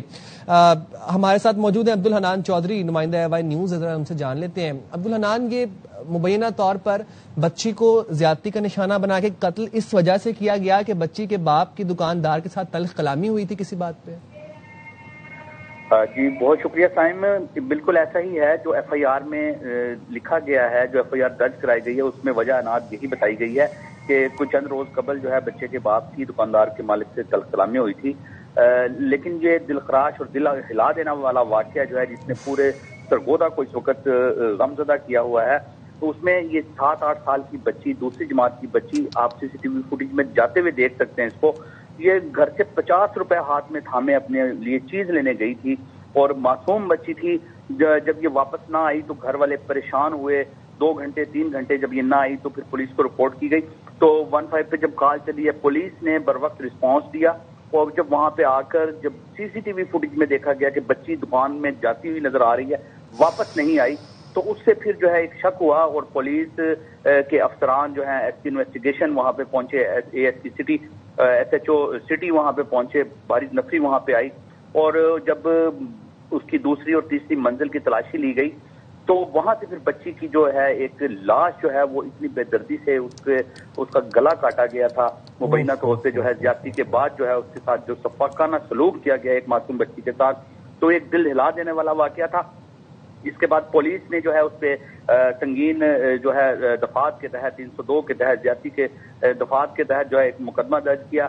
اس کے بعد جو ہے وہ مالک دکان اور 3 ملازمین جو ہے ان کو گرفتار کیا گیا ہے, جبکہ جو اصل اس کا مرکزی ملزم ارسلان ہے وہ موقع سے فرار ہونے میں کامیاب ہو گیا, جس کے لیے گزشتہ رات سے ہی جو ہے پولیس چھاپے مار رہی ہے, اس کی تلاش جاری ہے. لیکن اس واقعے کے اتنے زیادہ اثرات ہیں کہ اس وقت جو ہے رات جب اس کا نماز جنازہ بچی کا ہوا تو ایک بڑی تعداد شہریوں کی جو ہے اس نماز جنازہ میں تھی. ہر آنکھ غم زدہ تھی کہ اس بچی کا قصور کیا ہے, اور اتنی شفاقی سے اس کو کیوں اس کے ساتھ یہ سلوک کیا گیا. ان کے گھر والے, اس کے اہل خانہ اور اس کے پڑوس, اس پورا شہر جو ہے اس وقت غم میں ڈوبا ہے, اور یہ مطالبہ کر رہا ہے کہ اس کے شفاق قاتلوں کو جلد از جلد کیفری کردار تک پہنچایا جائے. جی عبدالحنان, یہ بتائے گا کہ آپ نے بتایا کہ مرکزی ملزم گرفتار ہو چکا ہے, تو پھر جن لوگوں کی گرفتاری عمل میں لائی گئی ہے وہ لوگ کون ہیں؟ یہ مرکزی ملزم تو فرار ہو چکا ہے نا؟ جی, مرکزی ملزم جو ارسلان ہے وہ موقع سے فرار ہو گیا تھا. مالک دکان اور جو وہاں پہ مزید 2-3 لوگ کام کرتے تھے ان کو جو ہے پولیس نے حراست میں لیا ہوا ہے, گرفتار کیا ہوا ہے, کیونکہ بچی جو ہے دکان کے اندر گئی ہے, اندر سے ہی سیڑھی جو ہے وہ بالائی منزل کی طرف جاتی تھی, تو اس سے یہ محسوس ہوتا ہے کہ اب بچی گئی ہے تو 2-3 لوگوں نے اس کو دیکھا ضرور ہے, پھر بچی واپس نہیں آئی, تو اس کا مطلب یہ ہے کہ ہو سکتا ہے کہ اس کے ارسلان کے ساتھ کوئی اور لوگ بھی ملوث ہوں. تو پولیس یہ جو جن ملزمان کی گرفتاری عمل میں لائی گئی ہے اور جو مرکزی ملزم بھی ہے, یہ ان کا ریکارڈ کیا, کوئی ریکارڈ یافتہ ہیں؟ یہ سارے دکان میں درندے تھے سبھی ایک جیسے تھے؟ کیا انہوں نے ماضی میں ایسی کوئی حرکت کی ہے؟ کیا ریکارڈ ہے ان کا؟ جی بالکل، اس میں ہم نے کوشش کی ہے کہ ان کا ریکارڈ پتہ کیا جائے، لیکن بظاہر جو ہے ایسا کوئی ریکارڈ ان کا موجود نہیں ہے۔ ارسلان جو مرکزی ملزم ہے جس نے یہ سفاکی کی ہے اور یہ جس کو مبینہ طور پہ زیادتی کے بعد جس نے اس کو قتل کیا ہے، اس کے بارے میں بتایا جاتا ہے کہ وہ غیر شادی شدہ ہے، یہاں پہ ملازم ہے، اس دکان پہ کام کرتا تھا، وہی اس کو جو ہے بالائی منزل پہ لے کر گیا ہے۔ لیکن سوچنے والی بات یہ ہے کہ وہ اکیلا جب اس کو لے کر گیا ہے تو نیچے دوسرے ملازمین بھی وہاں موجود تھے اور مالک بھی موجود تھا، تو وہ کیسے اس کو اوپر لے گیا اور پھر واپس آیا ہے؟ اس کی لاش کو اس نے ٹھکانے لگایا ہے، اس تیسری منزل کے سٹور میں اس کو کباڑ خانہ جو اوپر بنا ہوا تھا اس میں اس کو جا کے اس نے چھپایا ہے۔ تو یہ وہ ایسا لگتا ہے کہ یہ اکیلے بندے کا کام نہیں تھا۔ پولیس سے ہماری بات ہوئی ہے تو وہ ان کا کہنا ہے کہ اس حوالے سے تفتیش جاری ہے، بچی کا پوسٹ مارٹم ہو چکا ہے، تدفین ہو چکی ہے اور فورینزک کے لیے جو ہے ان کے ٹیسٹ چلے گئے ہیں۔ جب جو یہ ساری چیزیں سامنے آئیں گی تو پھر اصل حقائق جو ہے وہ منظر عام پر لائے جائیں گے۔ حنان بہت شکریہ، ہمیں اپڈیٹ کر رہے تھے۔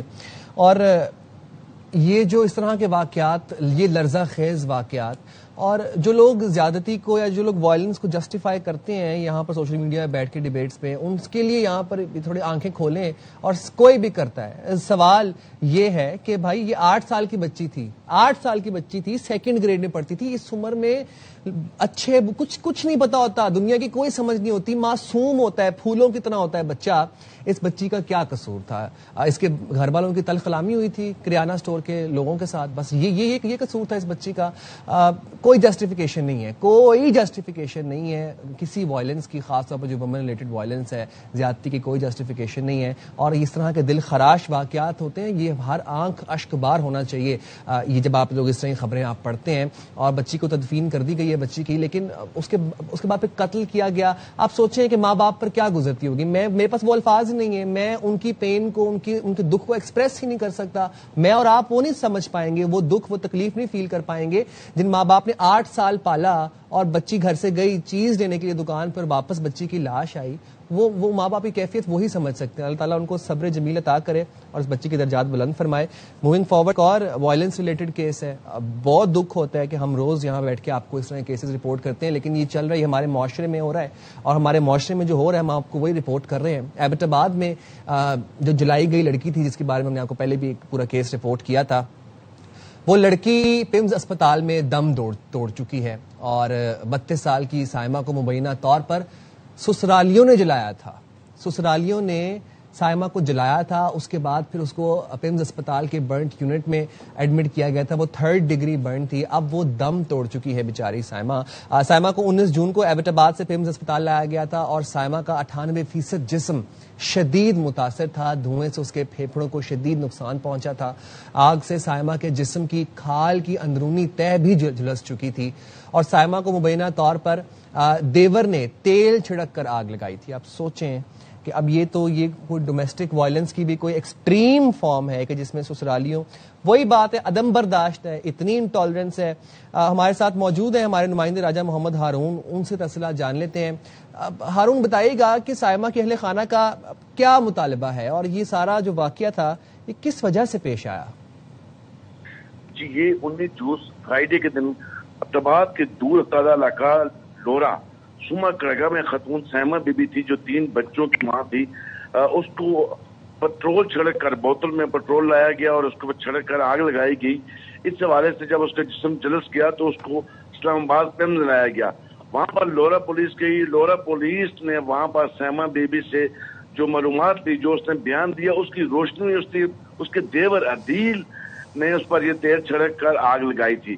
اور اس خاتون جو ابھی دنیا سے چلی گئی ہے، جس کی کل نماز جنازہ ادا ہو گئی ہے، اس کا یہ کہنا ہے کہ گھریلو آئے روز جھگڑے ہوتے تھے میرا جو دیور ہے عدیل اس کے ساتھ، اور اس نے یہ کام کیا ہے۔ تو اس حوالے سے اب تک لورا پولیس نے مقدمہ درج کر دیا اور ملزم کو 20 تاریخ کو گرفتار کیا۔ گرفتار کرنے کے بعد 2 روزہ ریمانڈ حاصل کیا عدالت سے، اور آج اسے دوبارہ ریمانڈ کے لیے عدالت میں پیش کیا جائے گا۔ جی، یہ بتائیے راجہ ہارون کہ سائمہ کے شوہر کہاں پہ تھے، اور یہ دیور نے آگ کس وجہ سے، دیور کا کیا تعلق ہے اس ساری ایکویشن کے اندر؟ جی جو اسلام آباد میں جب خاتون کو لے جایا گیا, جب لورا پولیس وہاں پر پہنچی تو اس خاتون سے جو بیان لیا گیا اس کا یہ کہنا ہے, اس کے گھر والوں کا نہیں بلکہ خاتون جو دنیا سے چلی گئی ہے اس نے جو اپنا پولیس کو بیان دیا ہے اس کا یہ کہنا ہے کہ آئے روز ہمارے گھر میں جھگڑے ہوتے تھے, جو میرا دیور تھا وہ خاص کر مداخلت کرتا تھا اس کی وجہ سے ہوتے تھے, اس کے ساتھ عداوت یہی تھی کہ آئے روز ہمارے گھر میں جھگڑے تھے, اس نے مجھ پر یہ تیل پھینکا ہے اور اس نے آگ لگائی ہے.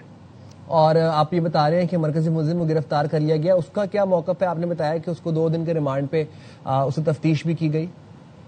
جی اس حوالے سے رات کو جب پولیس سے بات ہوئی تو ان کا یہی کہنا ہے کہ ابھی تک ملزم نے اقرار جرم نہیں کیا ہے. ان کا کچھ کہنا یہی ہے کہ آئے روز خاتون کے ساتھ جھگڑے ضرور ہوتے تھے لیکن میں نے یہ آگ نہیں لگائی ہے.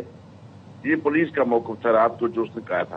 اچھا, دیور جو ہے وہ اس بات سے انکاری ہیں, انہوں نے اقرار جرم نہیں کیا, تو پھر کس نے آگ لگائی, کس نے تیل چھڑکا؟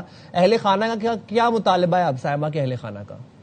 سائمہ کے اہل خانہ کا, اس کے والد امجد علی گجر, اس کے بھائیوں, اس کے ماموں کا یہی کہنا ہے کہ ایسی درندہ شخص نے ہماری بیٹی کو, ہماری بھائی بہن کو آگ لگائی ہے, اس کو کیفر کردار تک پہنچایا جائے. آج ملزم کو دوبارہ عدالت میں پیش کیا جائے گا اور دوبارہ جسمانی ریمانڈ کے لیے عدالت سے استدعا کی جائے گی. چلیں ٹھیک ہے راجہ ہارون, آپ ہمیں اپڈیٹ کر رہے تھے. یہ واقعات ہیں اور یہ لوگ اسی معاشرے کا حصہ ہیں جناب. یہ کسی اور ملک میں سے میں آپ کو واقعات نہیں رپورٹ کر رہا, کسی اور معاشرے سے نہیں کر رہا, یہ اسی سوسائٹی کا حصہ ہیں. اور اتنی عدم برداشت ہے, اتنی انٹالرنس ہے کہ آپ سوچیں کہ دیور نے تیل چھڑک کے آگ لگا دی اور اب وہ اقرار جرم بھی نہیں کر رہا. افسوس ہوتا ہے اور انتہائی افسوس اور دکھ اور تکلیف کے ساتھ کہنا پڑتا ہے کہ ایسے درندہ صفت لوگوں کو اس معاشرے میں ایگزسٹ کرنے کے لیے موقع نہیں دینا چاہیے. بس میں کیا ہی کہہ سکتا ہوں, مطلب اب اس کے پاس تو اس کے بعد الفاظ ختم ہو جاتے ہیں. 2 ایسے واقعات ہم نے رپورٹ کیا آپ کو ویمن وائلنس کے حوالے سے, جس کے اوپر جتنی بات کی جائے اتنا کم ہے. اور یہی بات ہے کہ پھر اب دس از ہائی ٹائم کہ جب ہم اویئرنیس کی بات کرتے ہیں, جب ہم بات کرتے ہیں کہ فوراً اس طرح کے واقعات کو رپورٹ کرنا چاہیے, کسی سے ڈرنا نہیں چاہیے. کوئی آپ کو دھمکا رہا ہے, کوئی آپ کو ڈرا رہا ہے, کوئی آپ کے ساتھ کوئی آپ کو تصویروں کے اوپر کوئی تھریٹ کر رہا ہے, کسی چیز سے ریلیٹڈ, آپ سب سے پہلے اس کو رپورٹ کریں.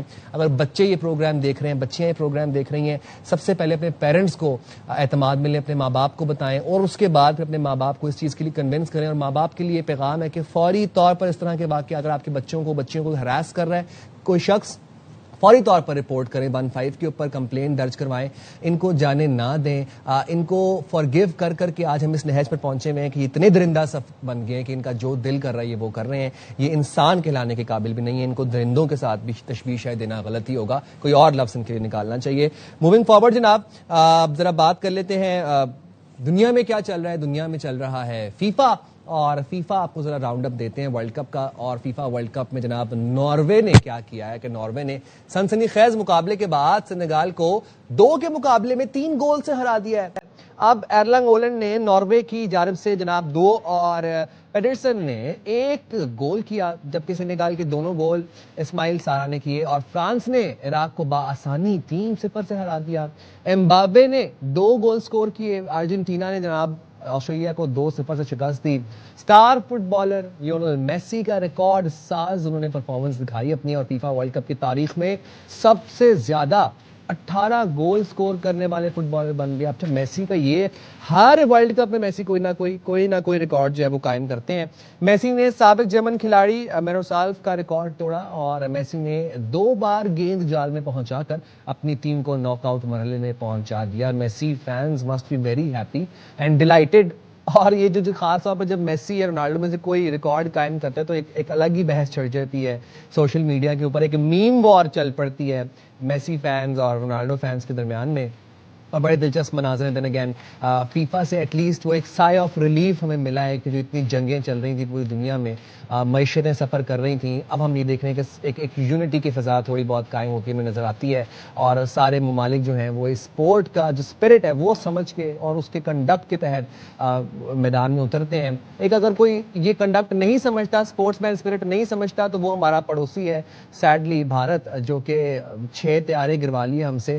اس کے باوجود بھی ہم دیکھتے ہیں کہ ان کو اس طرح سکون نہیں آ رہا اور وہ ہاتھ ملانے سے کتراتے ہیں بیسیکلی پاکستانیوں سے. جبکہ ہم یہ دیکھتے ہیں کہ ایران اور امریکہ کی اتنی بڑی جنگ ہوئی اور اتنے میزلز آئے گئے, لیفٹ رائٹ سارا معاملہ ہوا, پھر بھی ایرانی ٹیم جو ہے وہ فیفا ورلڈ کپ میں پلے کر رہی ہے. تو فیفا ورلڈ کپ میں ایران کی جب ہم بات کر ہی رہے ہیں تو ایران کے گول کیپر نے اپنے کھیل سے دنیا کو حیران کر دیا.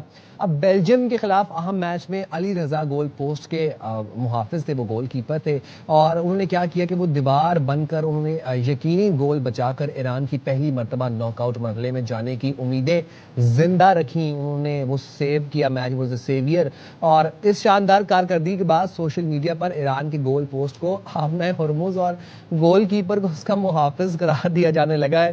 تو سوشل میڈیا کے اوپر تو ایک الگ ہی میمز چل پڑتی ہیں. آپ سوچیں وہ کہہ رہے ہیں کہ گول پوسٹ تھی اسٹریٹ آف ہرمز ہے اور گول کیپر جو اسٹریٹ آف ہرمز کے محافظ ہیں. ایران کے وزیر خارجہ عباس عراقچی نے علی رضا کی تصویر شیئر کرتے ہوئے لکھا کہ کھیل سے مذاکرات کی میز اور میدان جنگ تک ایرانی اپنی عزت اور وقار کا دفاع کرنا جانتے ہیں. یہ ہوتا ہے جناب ظرف, آپ کو ذرا دکھاتے ہیں کچھ ہائی لائٹس کی.